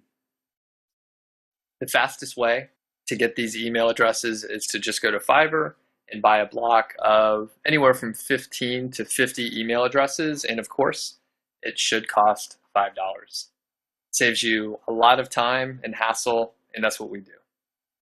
And one thing to check out on these Fiverr gigs is just look at the feedback. Some of these free email providers do request a telephone number in order to authenticate the email address. And some of these gigs have got some bad rep in the past because they've actually failed this authentication when you actually come to use them. So just check. I mean, it's only $5, but you want to save yourself some time and reordering gigs and things like that. But this tip could really save you a lot of time. The next step is to register the domain name. So using the email that you have created or purchased, you just need to register it with one of the many registrars out there. So we do recommend you actually vary which registrars you use so that you don't have all of your domains registered with the same one. Typically, we use GoDaddy, Namecheap, Enum, name.com, and fasthost in the UK. So the next step is to actually add these domain names to a hosting account. So in the previous module, we covered using either cheap shared hosting or multiple C-block reseller hosting, or a combination of the two. And there really is no science here. You just need to follow the steps you would as if you were setting up a normal website. Host9 does actually have their own method, and they provide great documentation on that, so we will link out to that underneath this video. The next step is pretty simple if you've ever worked with WordPress before, and that is to actually install it. Most hosting providers offer scripts that will allow you to install WordPress automatically. If these scripts are not available, then you will have to do a manual install, but generally they all offer some kind of scripting that allows complete newbies to install WordPress at the click of a button. One thing to add here is I actually won't even use a hosting company if they don't have a one-click option to install WordPress. It's just kind of a pain to do manually, and if you are building a rather large PBN, it could be quite time-consuming, and it's just easier to use a hosting company that does offer one-click install. The next step after you install WordPress is adding a unique theme and plugins. So some of the things you need to consider here is to use a unique theme on each of the PBN sites. You don't want to use the same combination of plugins either. So you definitely want to consider that as well. You should use unique usernames, and overall you just want to make the sites look legit. You want to have a persona and maybe some unique images, things like that. Make everything look unique and real. After you have the theme and plugins installed, you should start creating some of the core pages.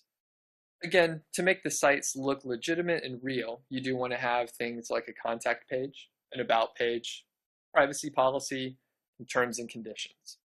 Personally, I use some of those some of the time.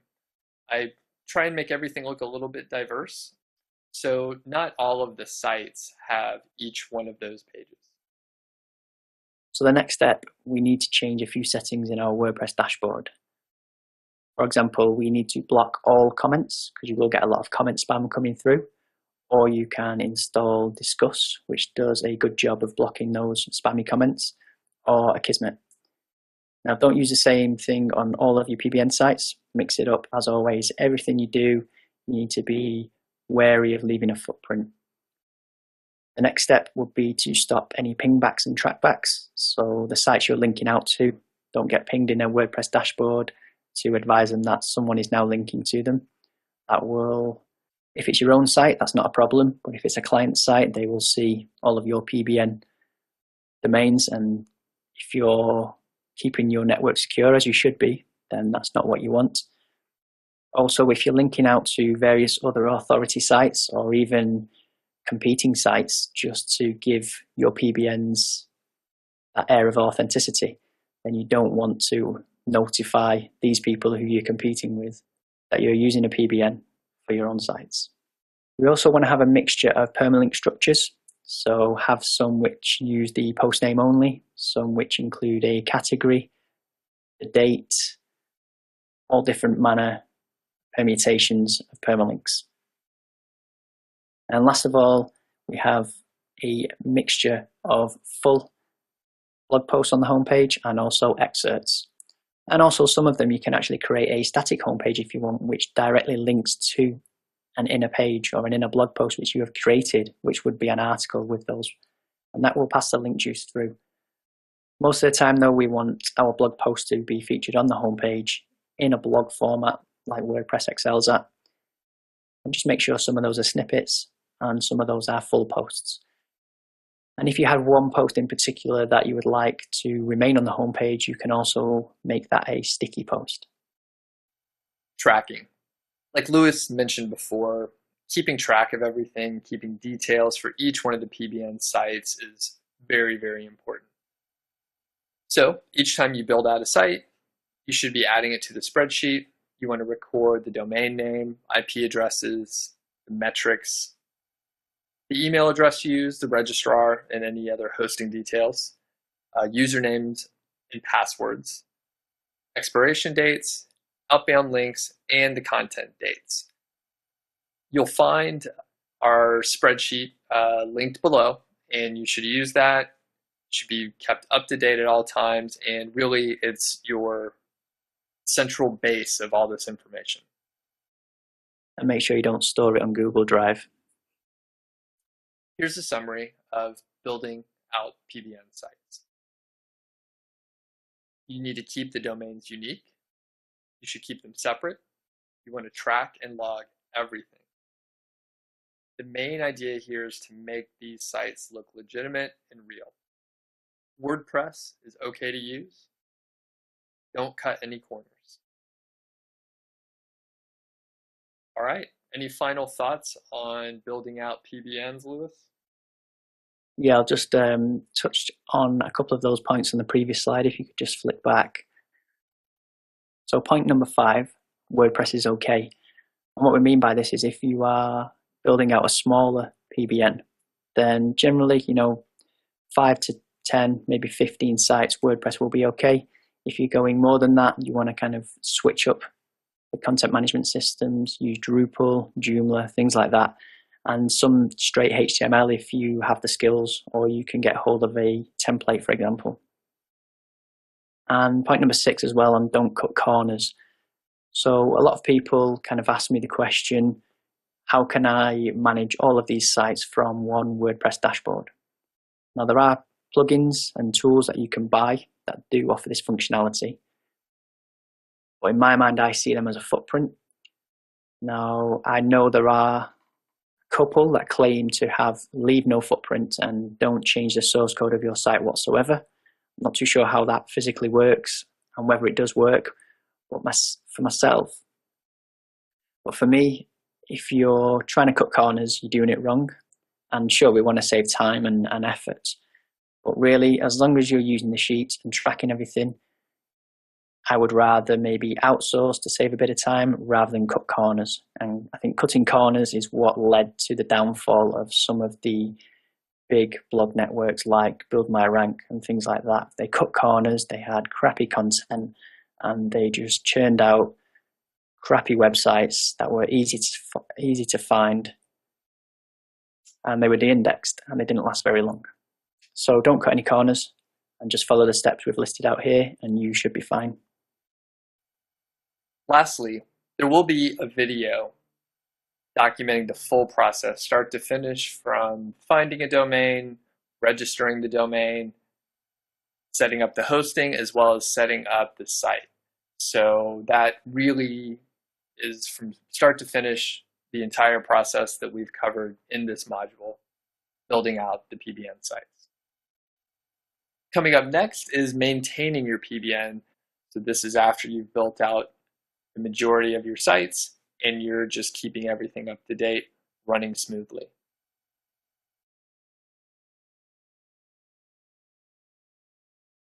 This module is all about maintaining a PBN. Here's a quick overview of the activities required to maintain your PBN. First off, let's review a baseline PBN site to make sure we're all starting at the same point. Number 2, tracking tools. For this, we'll be using what we call the master spreadsheet. Number 3, strategy on content. Number 4 is all about outsourcing. Number 5, hosting frequency. And number 6 is a bit of a catch-all with dealing with WordPress updates, comments, and plugins. So to make sure we're all on a level playing field, we look at some of the key points for a baseline PBN site. Each of them should have a minimum of 3 to 5 posts.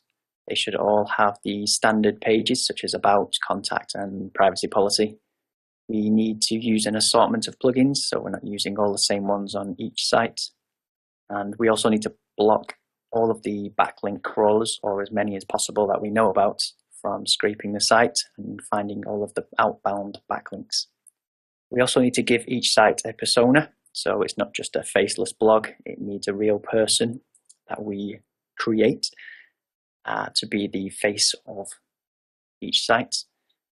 And we also want to stop any pingbacks or trackbacks from going out to the sites we're linking to. In majority of the time, it will be our own sites, but when we are linking out to other authority sites, etc., we don't want them to see those pingbacks or trackbacks. So maintaining our PBN sites, you may be asking why we are tracking everything so closely. Now, one of the keys to avoiding a major headache and wasting a lot of your hard work, effort, and time is to make sure we can manage our PBN easily. And we do this via a spreadsheet. The tracking spreadsheet. The master spreadsheet is linked below, and it's a tool to document every element of each website. It'll serve as your checklist, your planner, and a tool if you're outsourcing to VAs. Essentially, it keeps track of every piece of information related to your PBN in each one of the domains. Let's take a look at content. So you have a couple options here, and we'll start at the most basic, the most inexpensive, and that is to write the content on your own. Of course, that comes at a cost of your time, but it is probably the easiest way to get started. Second way is to use a writing service. So these are companies like TextBroker or iWriter, and they allow you to simply post an assignment and it goes to a pool of many writers who all have an opportunity to write that at various levels of quality and cost.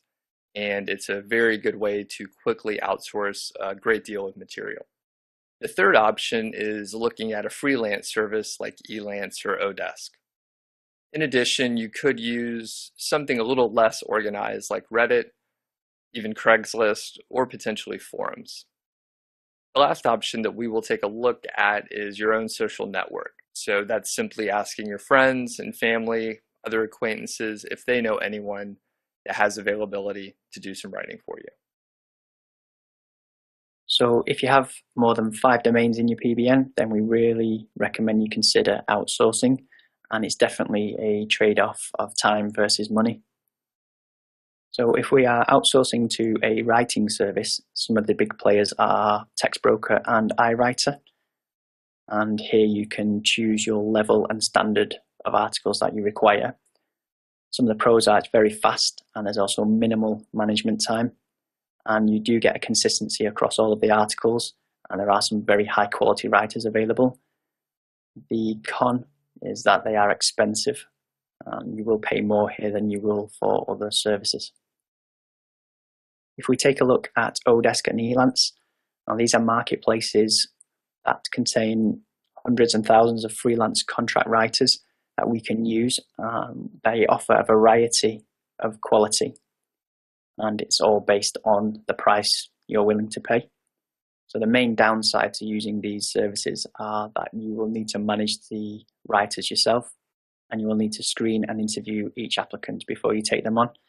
There are various methods you can use to whittle down your list of applicants, and that is asking them for sample work up front, which you can check in your own time and either send them forward for an interview or reject their application.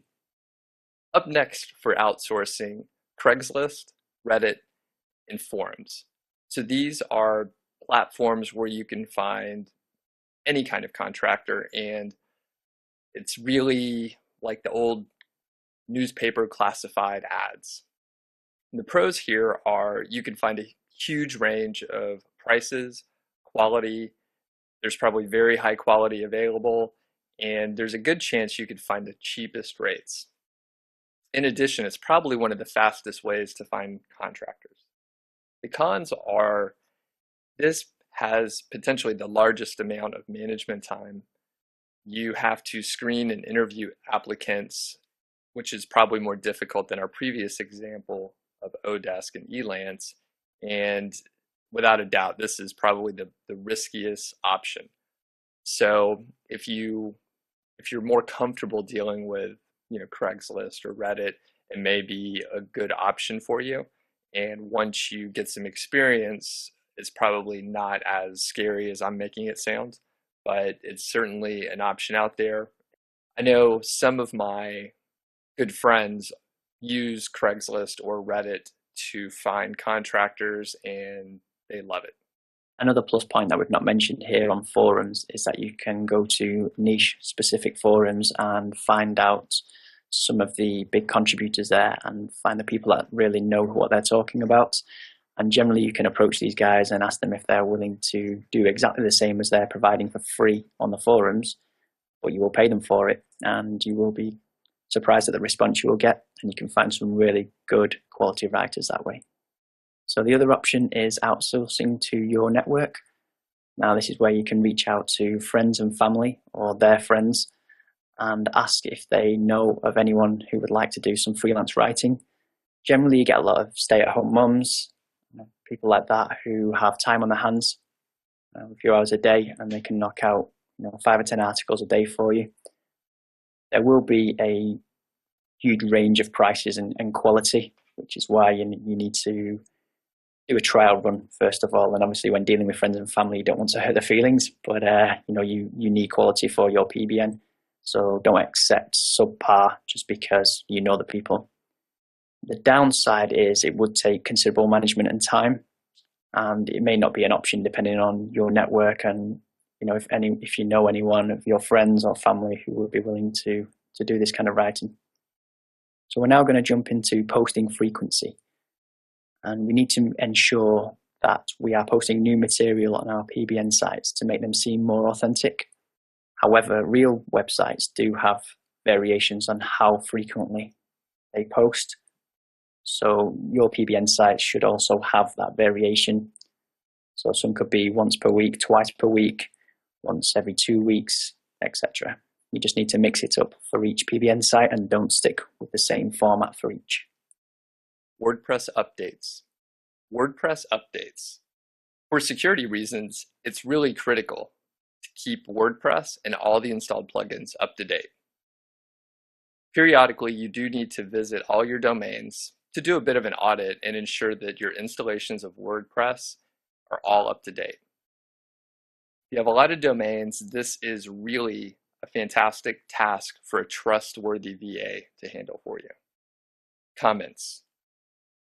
So what you're going to find once you set up these domains is that there will be a tremendous amount of spammy comments coming in. And it really can take a lot of time, and it can clog up your inbox with notifications. So there's a couple ways to deal with that. The first option is Akismet. This is a plugin that helps block spammy comments, exactly what we're trying to do, and it works very well. The next option is Discuss, and it is a comment management system which requires a login and a few other checks, which generally most all spammy comments are blocked due to the overhead of actually leaving a comment. Another option is to simply block all comments. In general, the only kind of comments that you will see on your PBN sites will be spam. The reason why is very few people will actually be visiting your PBN sites. So let's take a look at a summary of maintaining your PBN. So first up is a tracking tool, which in this case we will be keeping a master spreadsheet updated with all of our login details, hosting, registrar, email, etc. Next up will be outsourcing content. And as we touched on, you could do this yourself, and I think most people start this way. However, it soon becomes a really tedious task. And for the price and quality you can get by outsourcing, it really is worth it. We also need to ensure we have a varied posting frequency on each of the sites, but we do need to keep posting to the PBNs over time. And then last up, we need to keep on top of our WordPress installs by checking for regular updates, any spammy comments, and ensure all the plugins are updated. You really need a VA if you have a large network to manage this process. If you have 5 or 10, then it's a relatively easy task. You can also, as you're installing WordPress, enable the function to auto-update your WordPress install. But then the comments and the plugins do need some form of management, so please don't neglect these PBN sites after you've spent the time and money to set them up. So Doug, what would you say your most frequently used method is for outsourcing content? For me, I primarily use Odesk specifically. I think at this point, Odesk and Elance are actually the same company, but I use the front end of Odesk. I typically hire a writer or two. I attempt to get a long-term gig in place. However, in recent months, I've actually struggled quite a bit getting a reliable writer to work with me for more than a few weeks at a time. So it's actually been a bit of a struggle and a lot more management time than I normally would expect. In fact, talking to some of my peers, I'm hearing that they aren't having the same struggle. So um, hopefully, I'm not doing a poor job managing the writers. No, I have noticed something similar myself, and that you actually have to increase your kind of your price per word as I pay my writers, and increase that to a level where they are happy with that. And it does cost more, but then you save yourself a lot of time in the management side of things, and I feel more comfortable then because I have a writer who's been with me for a good number of months and understands my process and exactly what I need from them. Why are you making me sound like a cheap guy here? What do you pay your writers? On average, we're looking at around 1 cent per word. Now, that is quite expensive for um, PBN articles specifically, and you can pay that for your niche site content as well. But as soon as I find a good writer, I want to keep hold of them because, like you say, Elance and Odesk have merged. I can see Odesk prices are increasing as freelancers switch between the two platforms. As generally, Elance has always been the more expensive and slightly higher quality. So, and also Odesk are testing various things as well on their end. They're testing a minimum hourly rate that you can actually hire people for. So that's why I try to assign a fixed price contract and tie them into a price per word. In general, those prices are around where I was paying as well. And I actually did at one point try to increase the payment for the very reason that you mentioned by about 25%. And that group of writers just failed me. So I moved back down, and I think I just am now expecting that there will be some churn. So one other thing to note is I mix it up a little bit. Sometimes I may need several articles quickly and I don't have time to post a new job on Odesk, hire a new writer. So I will go to Text Broker at the premium price that they charge. It is very consistent and it's easy to place a gig there, and writers pick it up immediately, and there's a good chance if you need 15 articles written in 1 to 2 days, there's a good chance you can get 80% of those done that quickly. So it's pretty powerful in that way. Lewis, do you have a recommended strategy for posting frequency? Yeah, what I do is I use the master spreadsheet, and there's a column in there, which you'll see in the next video, that has a last published date. So that keeps a track of each PBN site and when I last published content on there. And there's also a column for the frequency that I post on each domain. So I can see at a glance how long ago it was I published my last article and when the next one's due. And I just use those two columns in tandem and order the content. Even if it's not going to have any backlinks, it's just to keep that regular content on there. And I just make sure that each of them have a different frequency. Those two columns do help to keep on top of the content, the ordering, and the publishing. The next section is all about linking out to your money sites. This module is all about linking out to your money sites. In this module, we explain how to link to your money sites. We're going to talk about the the theory and the methods behind the volume, the frequency, and all the details around outbound links on your PBN domains. So there is a lot of conflicting information out there on exactly how you should be linking out to your money sites from your PBN sites. And some people suggest you should link out 3 times in a single post, others just once. And myself and Doug, I know we've gone through various forms of outbound link building, and it's one of the key elements really to make sure you're getting the most from your PBN and you're doing all that you can to avoid being detected. Over the past 6 months, we've tested various ways of linking out to our money sites, and we've also measured those results. And it's pretty evident that what worked 6 months ago is no longer working today. And it's just not good practice to be linking out as frequently or as many times per article as it was 6 months ago. So let's take a look at what's changed and what we recommend now. Our findings. Let's look at some of the details around diminishing returns. So what we found is that there are diminishing returns on outbound links from our PBN sites.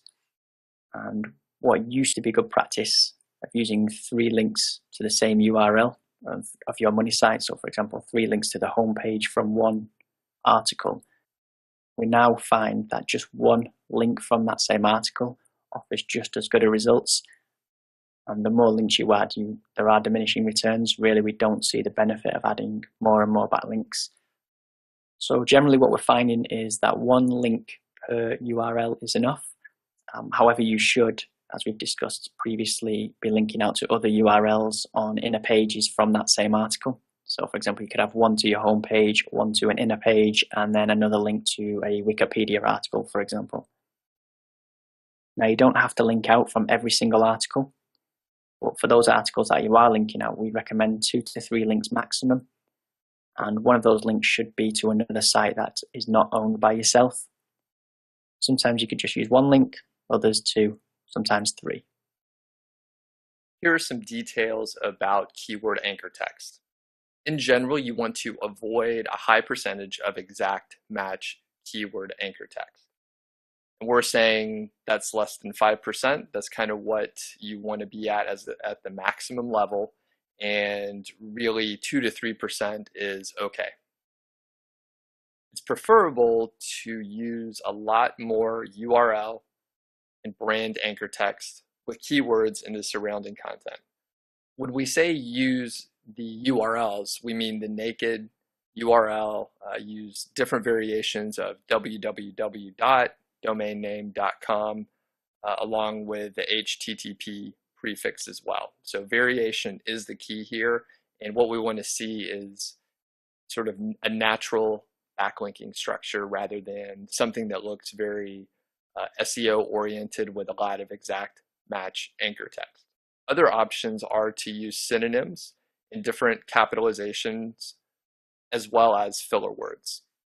Personally, I like to use longer phrases and perhaps use the actual title of the article or the post that I'm linking to. And in that way, it looks very natural. And if someone were to manually look at the backlink profile for your money site, it would probably look very normal. So link injection is all about making the backlinks look natural on both the PBN domain and your money site.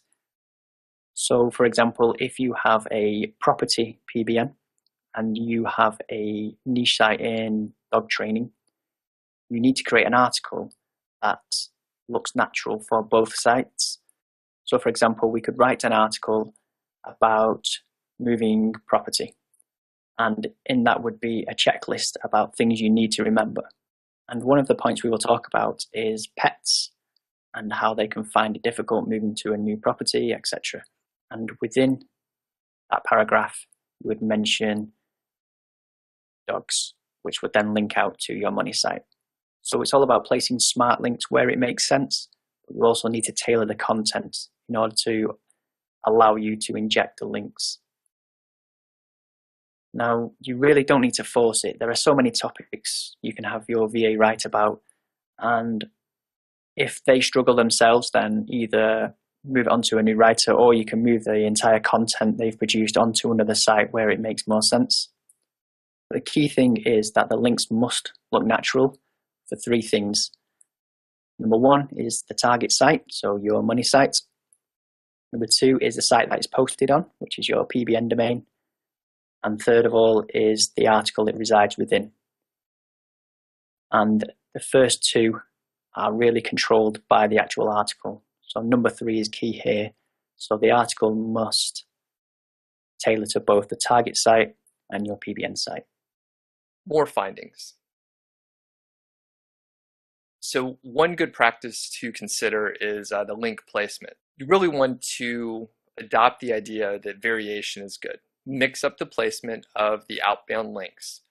Place some in the beginning of the article, some in the middle, some in the end. It's also good variety to add links to images or logos. Outbound links from the images, typically they don't carry quite as much weight. However, again, in the sake of variation, it is a good thing to do. Outbound linking summary. Remember, it's very good to have relevant surrounding content. It helps add some context around your link. We're recommending that one link per URL is best. You want to use a mix of exact match, URL, and brand anchor text. You really want to use that exact match anchor text sparingly. Link injections are recommended. You will find that it's easier to come up with ideas as you get more experience. Use variability with your outbound links. So don't be afraid to add a link from an image or logo, and be sure to use synonyms and other linking words. Another practice to use sparingly is an author bio link.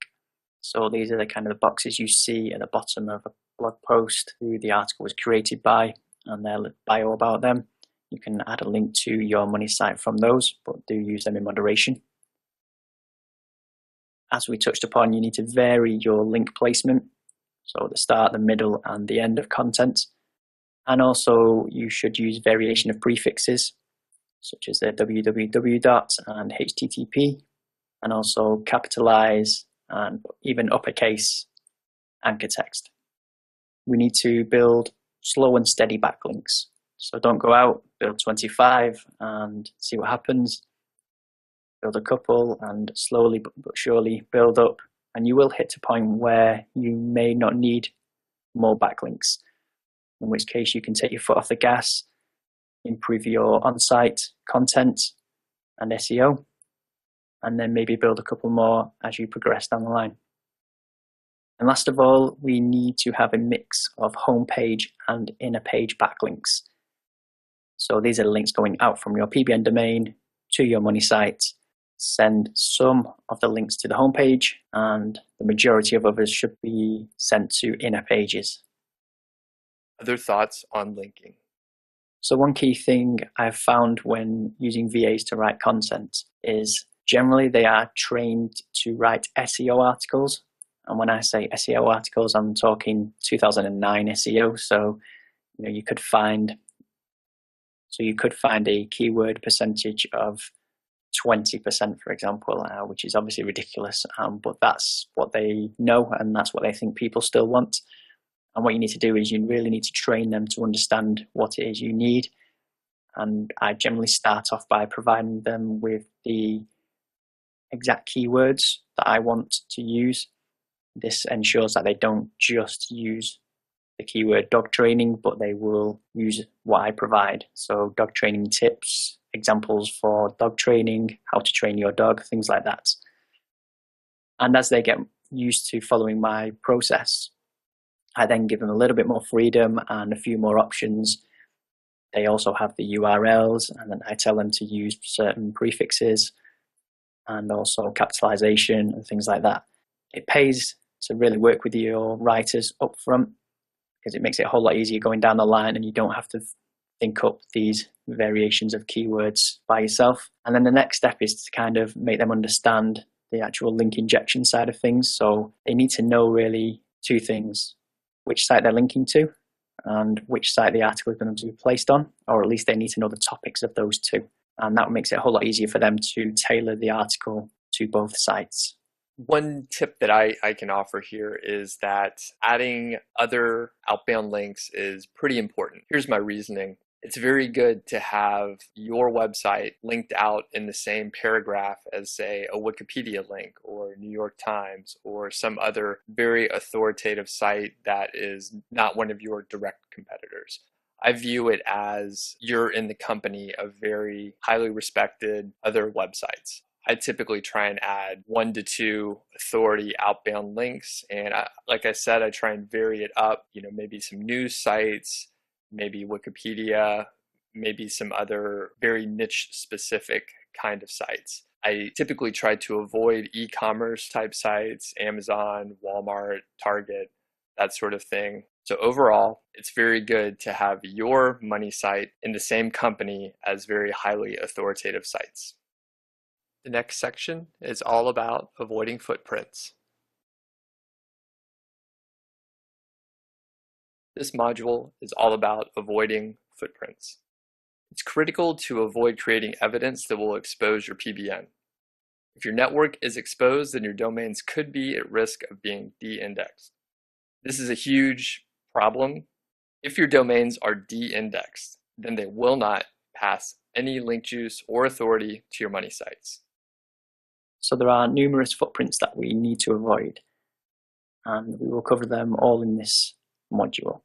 So the first one is registrars, specifically around registration dates of the PBN domains, the emails we use for registering the domains, and the ownership details. We'll also take a look at the who is privacy. Next up is the hosting and specifically the IP addresses used. Then we move on to actually creating the sites. So what username we use on WordPress, the themes and plugins that we use, and then around content and specifically not using spun content. So first up is avoiding registrar footprints. Now what we want to do is use various big name registrars that have hundreds of thousands of people and domains registered with them. So we're talking GoDaddy, Namecheap, Name.com, etc., etc. These are big name registrars, and it's unlikely that they can be penalized or Google can apply any kind of algorithm update to these registrars because it would affect so many people, and it just makes it that more difficult for them to track us down. The next is registration dates. So you should buy and register your domains on various days across at least a week's time frame. So the idea is you don't want to, say, purchase several domains from a broker, say 10 or 12, and then register them all on the same day. This is good practice to help prevent detection if any future updates scan for domain registration dates. Ownership details. This is the single biggest question we are asked time after time. Should I use who is privacy or fake user details on all of my PBN domains? So the answer is fairly simple really, and that is to do both. So domain privacy offers you the ability to completely mask your identity, and we should use that on some of our PBN sites. Using fake details also, you can mask your identity, and there is a tool that we can use to do this, so we don't have to put too much thought process into this. But overall, a combined approach is the best method to have a network with no single recurring footprint. So if we take a look at who is privacy, personally, I prefer Namecheap as they offer free privacy protection with all domains for the first year. And I have recently found that with GoDaddy, it's still possible to see which email address was used to register the domain. So you need to ensure that you use a different email address for each domain, as well as using who is privacy. Hosting and IP addresses. So we covered this a lot in one of the previous modules all about hosting. So refer to that one for a few more details. You can use the larger hosting companies to mask your PBN and become a small fish in a big pond. However, that can get pretty expensive. Referring back to our other discussion, we definitely need unique C-class IP addresses. So each domain should be on a different hosting account or on a reseller account that offers this feature. WordPress usernames. You should use a different username for each WordPress install. That includes the admin for the site, and typically it's just good practice, regardless if it's a PBN site or not to use admin as your admin username. You should also use a unique email address and a fake name. Be sure to check out fakenamegenerator.com to do that work for you. To avoid any theme footprints with WordPress, we need to make good use of the free directory that WordPress offers. So there are thousands of themes available that we can use. Majority of them are free. There are some paid versions. However, if you are building a large PBN, obviously it makes sense to just use the free themes. And what we want is a different theme on each of our PBN sites to avoid any duplication or footprint. What I typically do is just simply search the WordPress directory straight from your WP admin dashboard and look at the latest added themes or the latest updated themes, and ensure that you also make a note of which theme you've used for each domain name on the tracking spreadsheet. Moving on to plugins. Now, these can leave a huge footprint for your PBN sites, and it's something quite overlooked by a lot of SEOs. You shouldn't be using the same plugins on each site, and some of those typical plugins that people use are likes of Contact Form 7, Yoast SEO, and Akismet. So you need to mix it up for each site and ensure that you're using different ones for each PBN. Spun content. Spun content has a footprint in terms of duplicate text. So the fact that you're using spun content, some of which will be a copy of something else on the web, is definitely detectable and definitely a footprint. In addition, a manual review by Google or a competitor would mean a high chance of your PBN site being discovered, along with your money sites. So pretty big risk and something you definitely want to stay away from. In general, in almost all cases, I don't recommend using spun content. Other thoughts on footprints. So Lewis, going back to the plugins, I think in some cases we have to have, some contact form plugin and maybe some sort of spam control. So how do you deal with the fact that you don't want to have the same plugins on every single site? Well, I really aim for variation. So you can use comment spam control plugins. Just make sure you don't use the same ones or the same combination of plugins on all of your sites. So we think, if you take a look at Yoast SEO plugin, which is called WordPress SEO, it's a very common plugin used by pretty much most of the webmasters I know. So that's a typical plugin to use. And then you have Contact Form 7. If you combine those two together, then you're starting to get a footprint if you install those on all sites. But there are many other free contact forms or different contact form plugins that you can use. So I just do a search in the directory. Generally, it doesn't matter what you install on there because you're not going to be using these sites for your typical kind of webmaster routine. You're going to be adding content and providing links to your money sites. So it really doesn't matter if the contact form is any good. It's just the fact that it's a different plugin than what everybody else is using, and it varies on each site. Okay, and that's kind of my method as well. I have, for example, maybe 3 or 4 plugins that I know of that help with spam control. Then I have 3 or 4 plugins that are used for contact forms, and then perhaps another couple just random plugins that maybe aren't essential, but they add some variety. And of course, when you combine those together, you end up with unique footprints and very hard to pinpoint a network due to those plugins. Yeah, and also, looking at footprints, people typically want to cut corners, and I get a lot of questions saying, how can I take a shortcut? How can I make this easier? And the truth is, it is difficult, and maintaining a PBN is not easy. But if you're looking to take a shortcut, then I advise you not to, because generally you will be leaving a footprint. So there are tools which will allow you to manage all of your PBN sites from one dashboard.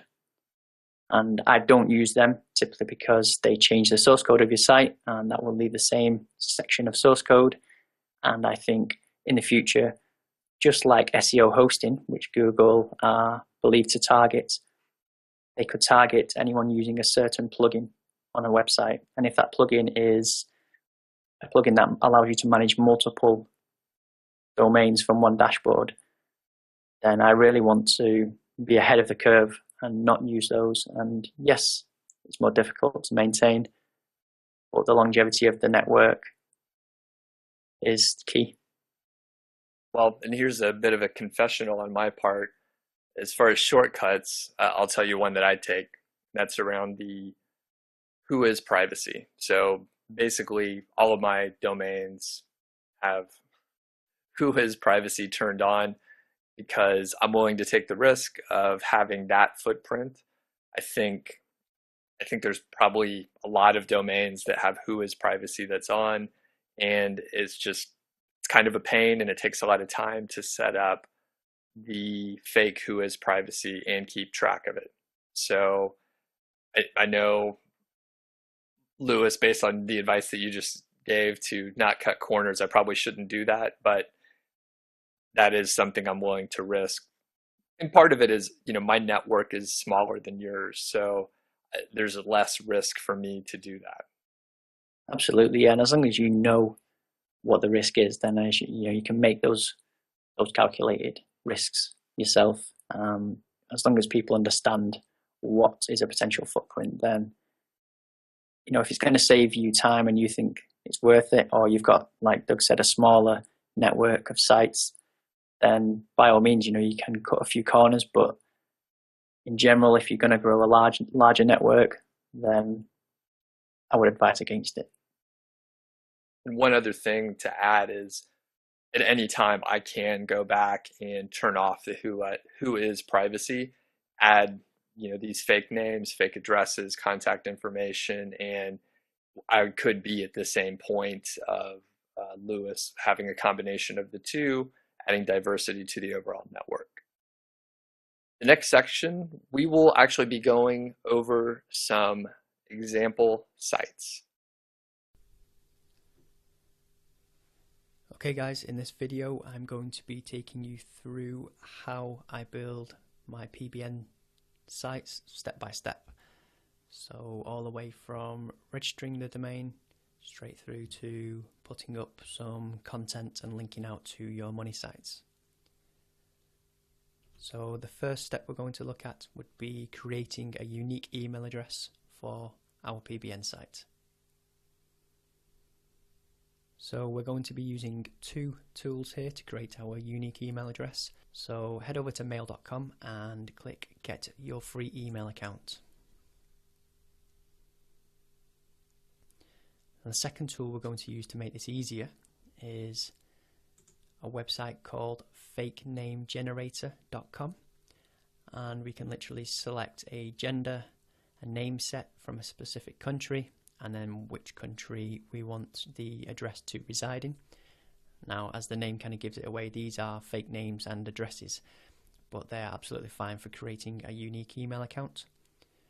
So we just click generate, and it will generate a unique first name, middle initial, last name, and address details, along with a phone number and username, passwords, things like that, and birth dates if that's required. So we'll hop on back over to mail.com, and we can see the details that we need here.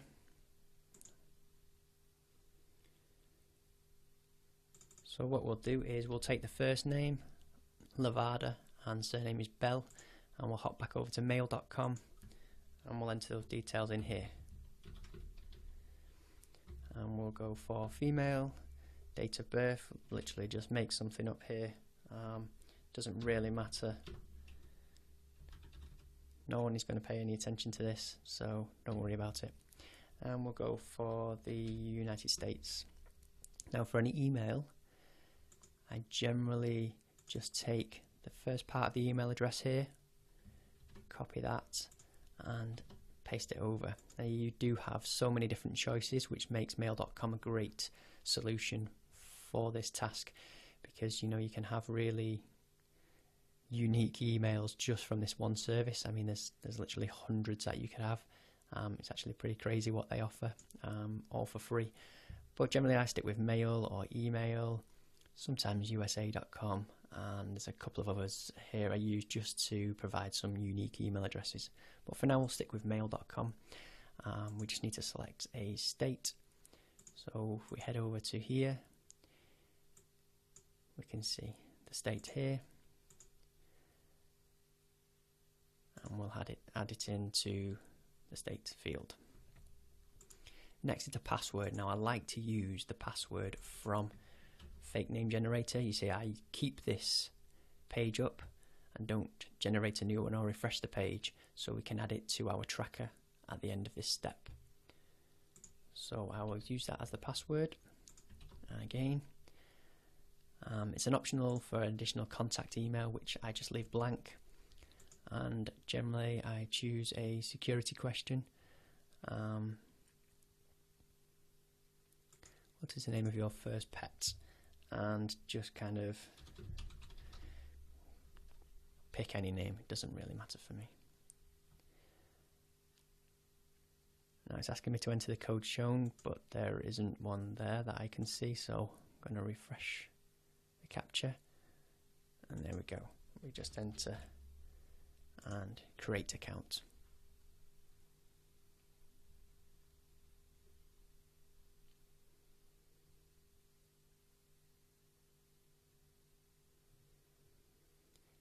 So there you have it, confirmation there, new email address, customer number, and then we can go straight to inbox. But what we do first before doing that is we will head over to our spreadsheet, which is a tracking sheet, which I've banged on about so much in this video series, and we need to enter the details into here.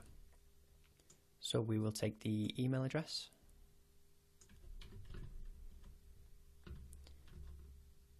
I'll put the username in there, and the password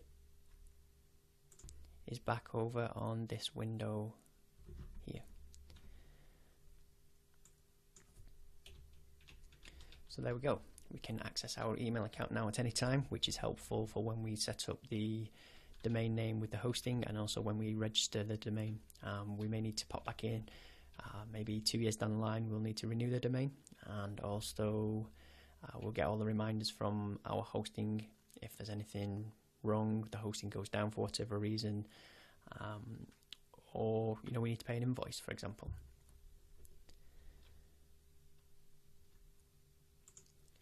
So there we go, I just continue to inbox, and I will leave this window open along with the fake name generator window. As we go through the next 3 steps, these windows will always be available to us, so we can check back for quick access really.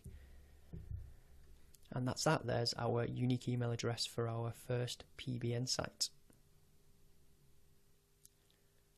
Okay, this second step is where we are actually going to register the domain name, and for this we are going to use Namecheap because it offers free WHOIS privacy protection, and you don't need to use these all the time, but it's a nice, if you've just got a small PBN, then there's no harm in using these guys. They're massive registrar and they have thousands and thousands of people using them, so it'd be very hard to kind of leave any footprint by using Namecheap. So here we are on Namecheap, and we are going to search for our domain name that we have found. And this one I'm just using an example that I've just found quickly on expireddomains.net, and it's not one that I would register. I've not really checked the metrics, I'm just going to use it as an example in this instance.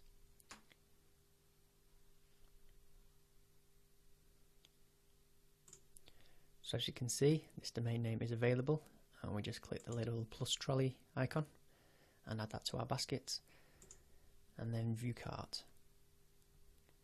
So we're going to register the domain for 1 year. and we're just going to confirm our order. So here we're going to need to create an account. So what I generally do here is I will take the email address and use that as the username, and then also paste that into the email address section. And I will also use the password that we've for our email address, just to try and keep things consistent.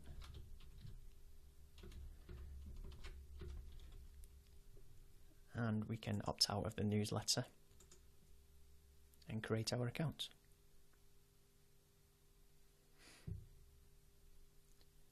So then we want to uncheck that you're registering on behalf of a company, and we'll need to go ahead and enter our address details. Now we can use this by heading back to fakenamegenerator.com and taking the information straight from this window.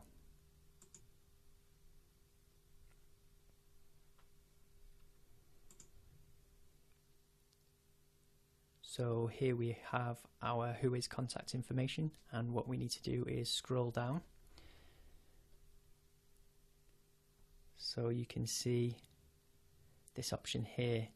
Now, because the address we've entered is American, and obviously we're registering a .co.uk domain, it's asking for the registrant's name, and also to select we are a non-UK individual, and whether we want to hide the data in Nominet Whois, as I mentioned earlier. So we can select yes, and we can save those as our default, although we generally won't use this same account to register another email address anyway. To register another domain name.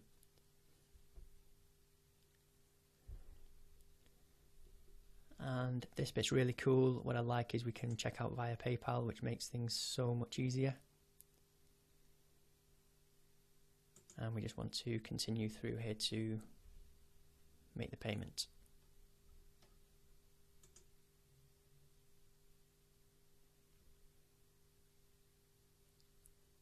So you can see your details added to the cart. Nothing really too interesting on this page. We can just literally check out via PayPal.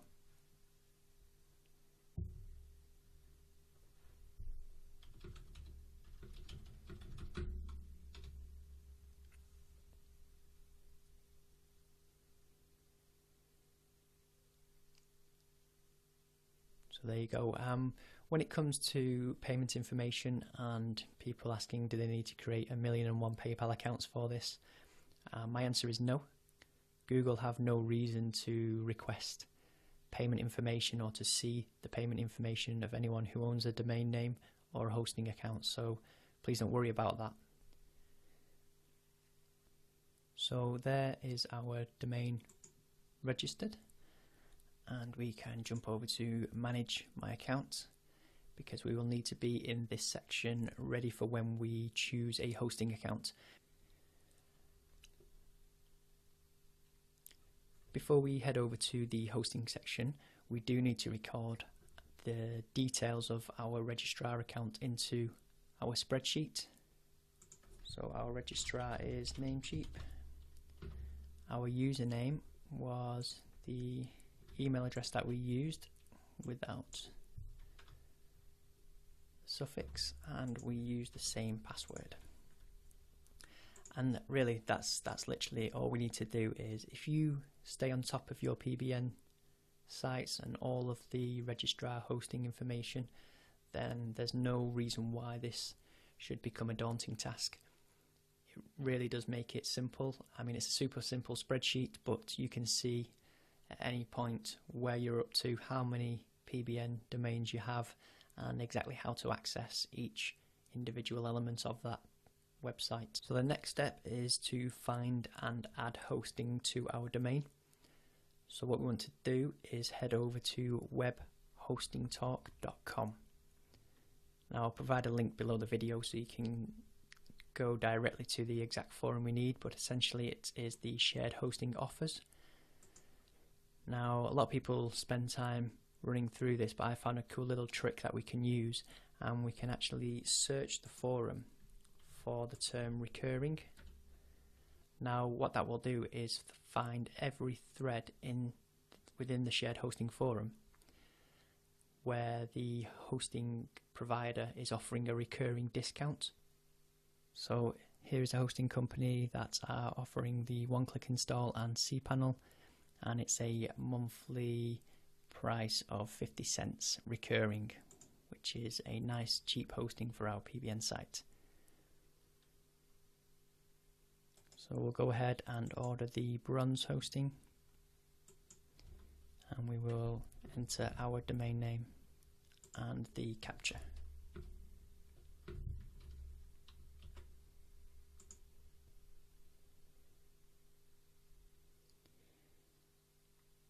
So we'll go with the cheap bronze hosting, and it's only 50 cents. We don't actually need a promo code for this one.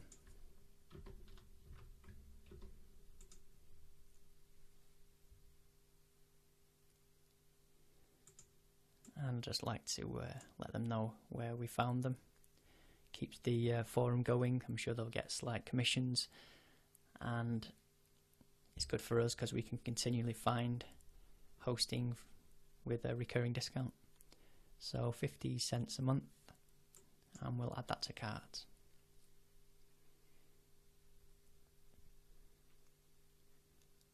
So one key thing I need to point out here is, if you are in the US, ensure that you use a US postal address, same as in the UK or any country really.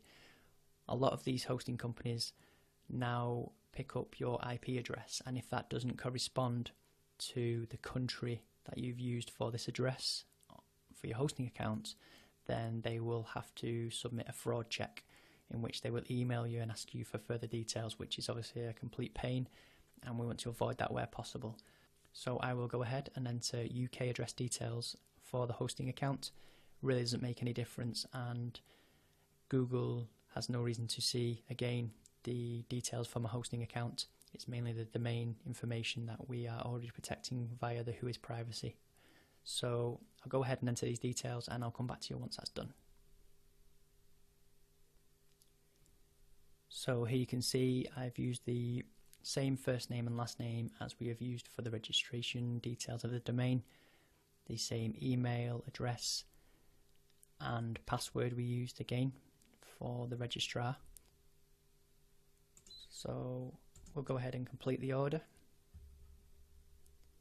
And what we want to do is, whilst this is loading, we want to subscribe, and what that will do is it will create a recurring subscription, so you don't have to go ahead and pay an invoice each month. You can just allow PayPal to automatically pay once requested via hosting company.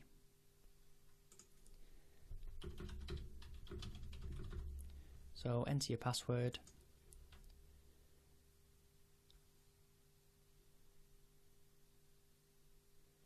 and you can make the payment.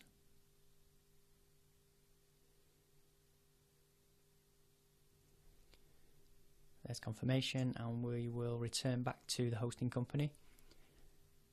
Now, whilst that's going through, a few things we need to think about next is we need the name servers for our hosting company. Now, some of these cheaper hosting, they don't always provide it, so we may need to go digging. Generally, you will get an email from them with your account setup details, and as you can see here, thanking us for our order and telling us we will receive a confirmation email shortly, and if we have any questions, etc. So we can head over to the client area. Now, some of the better hosting companies will have the information in your products or services. Sometimes the information is in this screen, but as you can see in this instance it isn't. But what we can do whilst we are waiting for the name servers and that welcome email, we can actually go ahead, log into the cPanel and install WordPress. Now, the website won't work until we've changed those name servers and they've propagated over, but we can still get WordPress installed and ready for when we have that information. Okay, so the next step is to physically create the website. Now, as I mentioned, we don't yet have our name server details, so what we'll do is we'll go ahead and install WordPress, and then we'll jump back over to our email account and check for that welcome email with the instructions on how we can propagate those name servers. So let's head over to the cPanel. So here we are in the cPanel. Looks the same for everyone. I'm sure you've seen it lots of times. What we need to do is use the script to install WordPress. And click install. Now, one thing we need to be sure of here is that we are installing WordPress in the correct location. That is the location with the most power. So we need to understand if we need to use the prefix or not, and which one has the most amount of backlinks or the higher quality backlinks and metrics.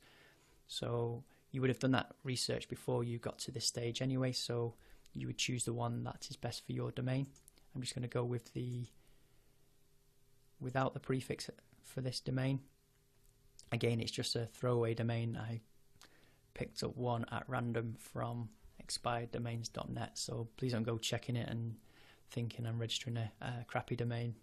So we don't want to install in any subdirectory. We want the WordPress install to go to the root domain, and we can leave the database name the same.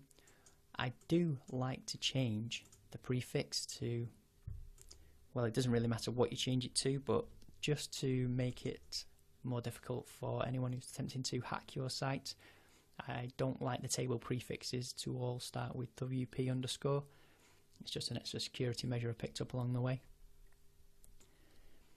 And then we want to give our site a name. So in this instance, it's just going to be called DIY ID. And you can literally just type anything you want in here. Welcome to my blog. So username, I will go with what we've used in the past, and again password using the same details. And what we'll do is we'll actually paste those into the platform information here, so we can keep that and we know it is WordPress. So back over on the WordPress install, we will change the admin email to use our email address, and I like to limit the login attempts, again just prevent any hacking. And also I like to auto upgrade WordPress when the new version is available. It just saves you that additional step. And we can click install. It literally takes a couple of seconds and you'll see WordPress has been installed. Again, you can head over to the WP admin dashboard, and as I said earlier, it won't work yet because we don't have the correct name servers at our registrar. So what we'll do is we'll head back over to our email account and just see if we have that information. So here we are over at mail.com, and this is our email account. And as you can see here, HostMyWay have provided a summary of our new account information, exactly what the payments are, and also our login details. So what we'll need to do is we'll need to put those details into our spreadsheet. So we have a username, and they've also generated us a password. Next up is the name server information. Now we need this to paste into our Namecheap dashboard. So we have ns5.hostmyway.net and ns6. So we'll take a copy of that and head over to Namecheap. And we want to view our domain.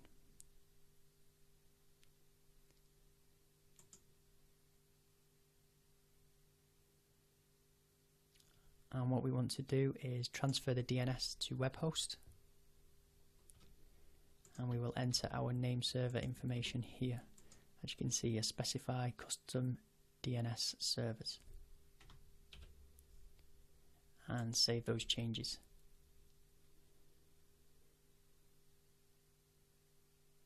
Now this change isn't instant, it can take up to 24 hours. Generally I find within an hour or so it's propagated. Namecheap and GoDaddy, those kind of big names really are quite quick. So we will wait for that to process, and we will come back once that's done and we will see our WordPress installation live.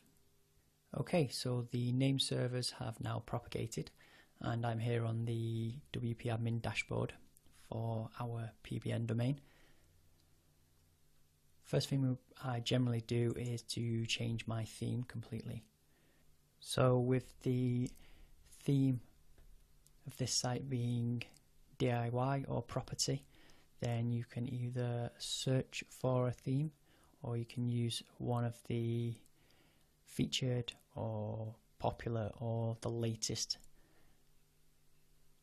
themes from the WordPress directory, and just look for something that's gonna fit into like the DIY, property, home niche.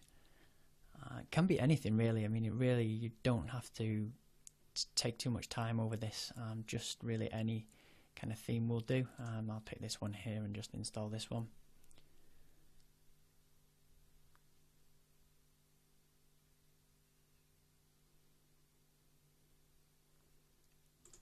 And we'll activate that.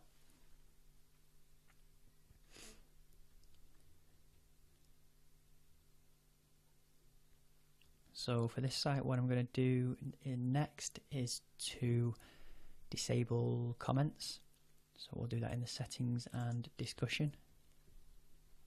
And as I say, you don't need to do this for every site, but you can use various different methods. So you can block all comments, or you can use a Qzx900, or you can use Discuss or another comment plugin, or even Facebook comment plugin. So I do not want to notify any blogs I link to. I don't want to allow pingbacks or trackbacks. I don't want to allow people to post comments. And we'll save those changes. Next up, what we need to do is add our core pages. So I will head over to the Pages tab, and what I generally do is do a quick edit on the sample page, and we will rename that to the home page. Do not allow comments, and set the order to 1. That will be the position it appears in the menu. And then we need to create an about page. Set the order of 2. Just publish that for now.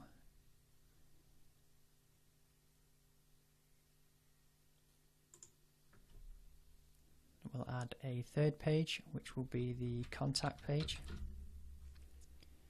Again, you don't have to have exactly the same pages, but these are kind of core and the pages you see on most websites. And then last of all, we will add a privacy page. And we'll go ahead and create a free privacy policy. And what we want to do is head over to generateprivacypolicy.com and click the Get Started link. And we can add our company name, which is DIY ID, and the URL.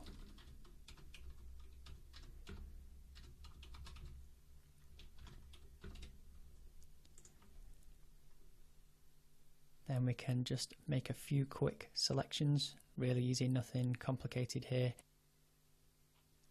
And all we need to do is just use our old email that we created with mail.com, and generally just use the same password, and tick you've read the terms and conditions, do not sign up for the newsletter, and it'll create your free account. And we can head back over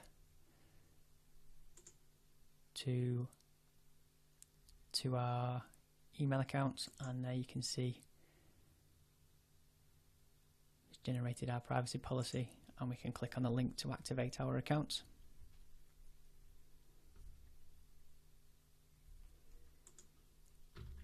And again, just use the same details to log in. And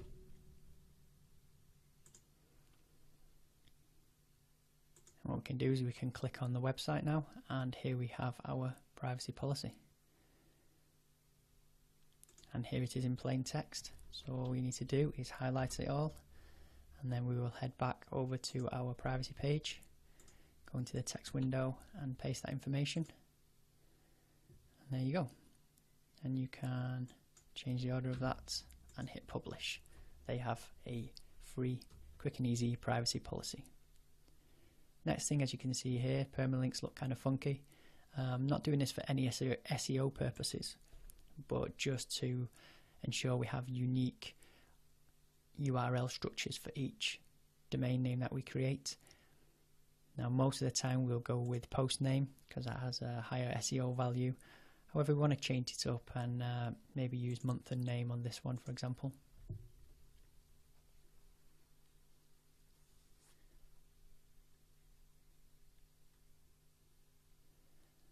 Also, what you want to do is go over to your user profile, and we want to add in our name of our fictitious person, and we'll display the name in a nice format like so. Just complete a few pieces of information just to make it look a little bit more legit. Next up, we want to install a few plugins. Again, we want to be unique here, so we're going to add a contact form which we can use on the contact page, but we don't always want to use the same contact form such as contact 7, etc. So you can really just pick anything from here. We'll go with easy contact forms. Never used this one before, but let's see how easy this is to use. Okay, so we can see contact forms here.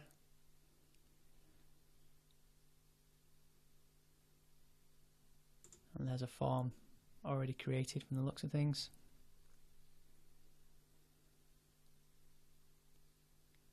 And here's the shortcode.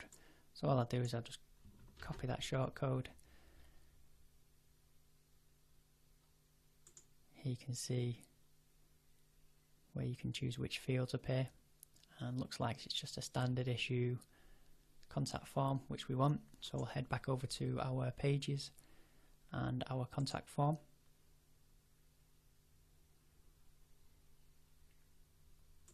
And we will enter the shortcode and update. And all being well, once we preview the changes, we should have a contact form on that page. Yep, there you go. As you can see here, we forgot to disable a comment on this page, so we will just go back to our pages, and all you need to do is a quick edit and untick the allow comments box. Now, previously when we went into settings and discussion and disable comments, that will disable comments on all posts, but for all pages you create you have to do this yourself. A little bit tedious, but it doesn't really take that long. And I'm pretty sure we already unticked the home page. Yes, we did. Okay, so those are our core pages.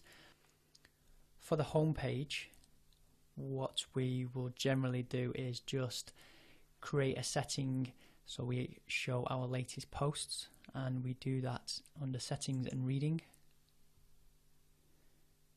and it's already ticked here for us by default is our latest posts. You can, if you wish, choose a front page, and there we could select home. However, generally we do blog style format and just show our latest posts. But what you can do is either show full text or a summary. Sometimes this is overridden by the actual theme you choose, but for now we'll just go ahead and leave it like that. There are also other plugins we can use to make this site seem a little bit more legitimate. One type of plugin we can use to provide a look of authenticity to our PBN site is a social media tool. So if we just do a search for social media plugin, which will allows people to share our content, but you know, these domains aren't going to get much, if any, traffic, so we don't really need to worry about it too much. But it's just if anyone does visit the site, it looks legitimate. Here you have a social media widget for the sidebar, various badges and buttons we can use. Just choose any one of these and install them. This plugin here looks like you can stylize it and things like that, so it could be a good one to use on a couple of your sites and just change the look and feel of it. So we'll go ahead and activate that and see what we can do.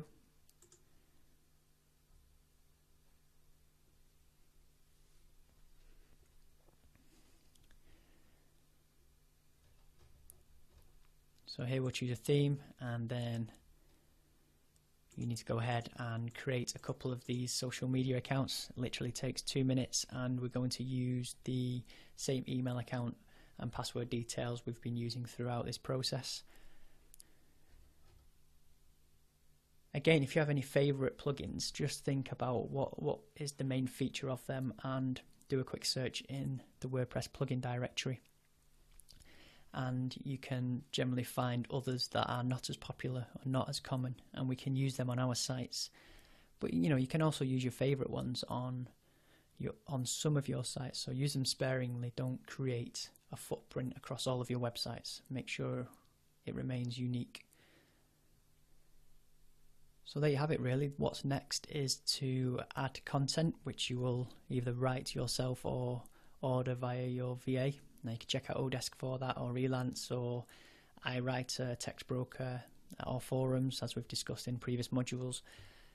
There's so many resources available to you. It really doesn't make much sense to be writing your own content unless you're in a really technical niche and you actually know all the technical elements of that niche.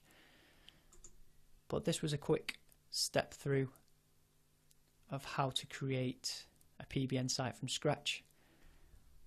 We covered every aspect, from creating a unique email, registering the domain name, finding and setting up hosting, and eventually creating the website.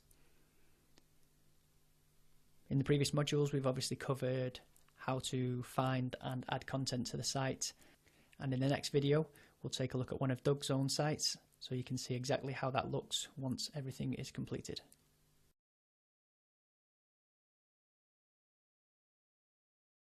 Let's take a look at a real PBN site. So we are taking a look at the front page of the site.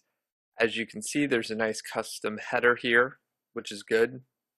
We also see the top navigation with links to the About page, a contact page, and a privacy policy.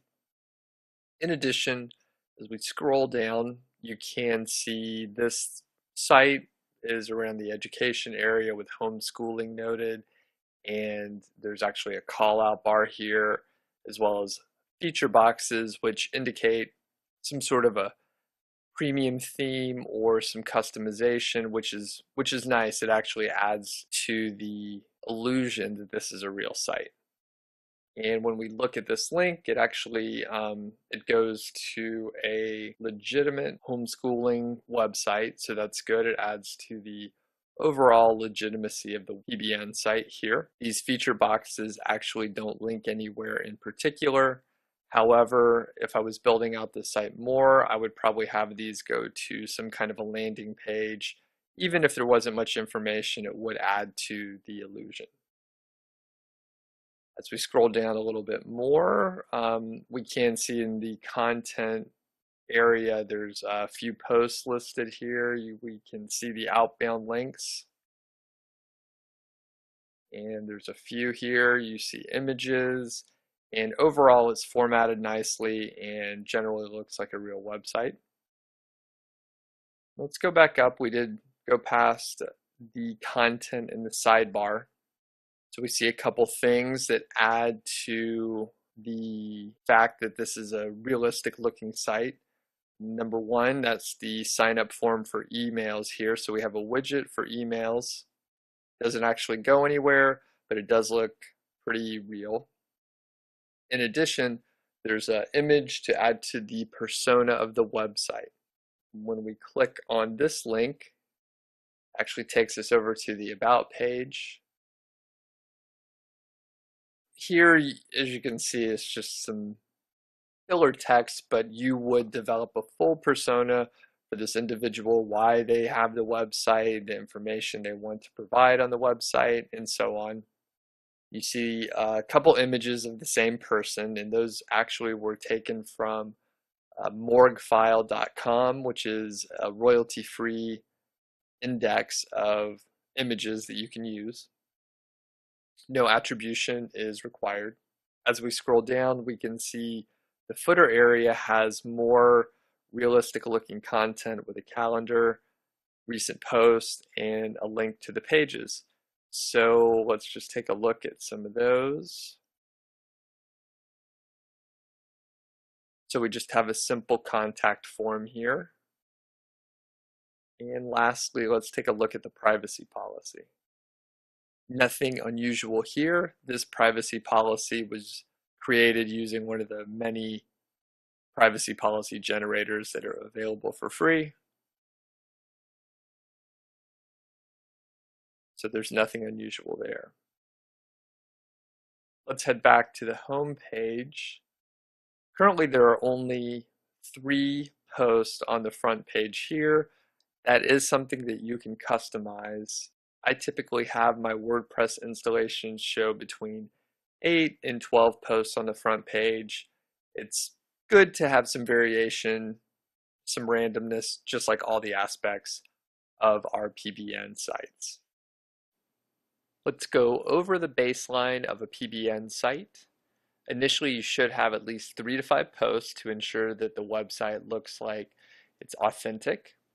Next, you should have some standard pages like an About page, a contact page, and a privacy policy page. You should have an assortment of plugins. We didn't go over too many in this particular video, however, we do cover those extensively elsewhere. In this video, we mainly reference a contact plugin. In addition, you do want to block some of the backlink crawlers. You want to have a persona, and that should be referenced in your About page. It's very, very nice to use images of real people as well.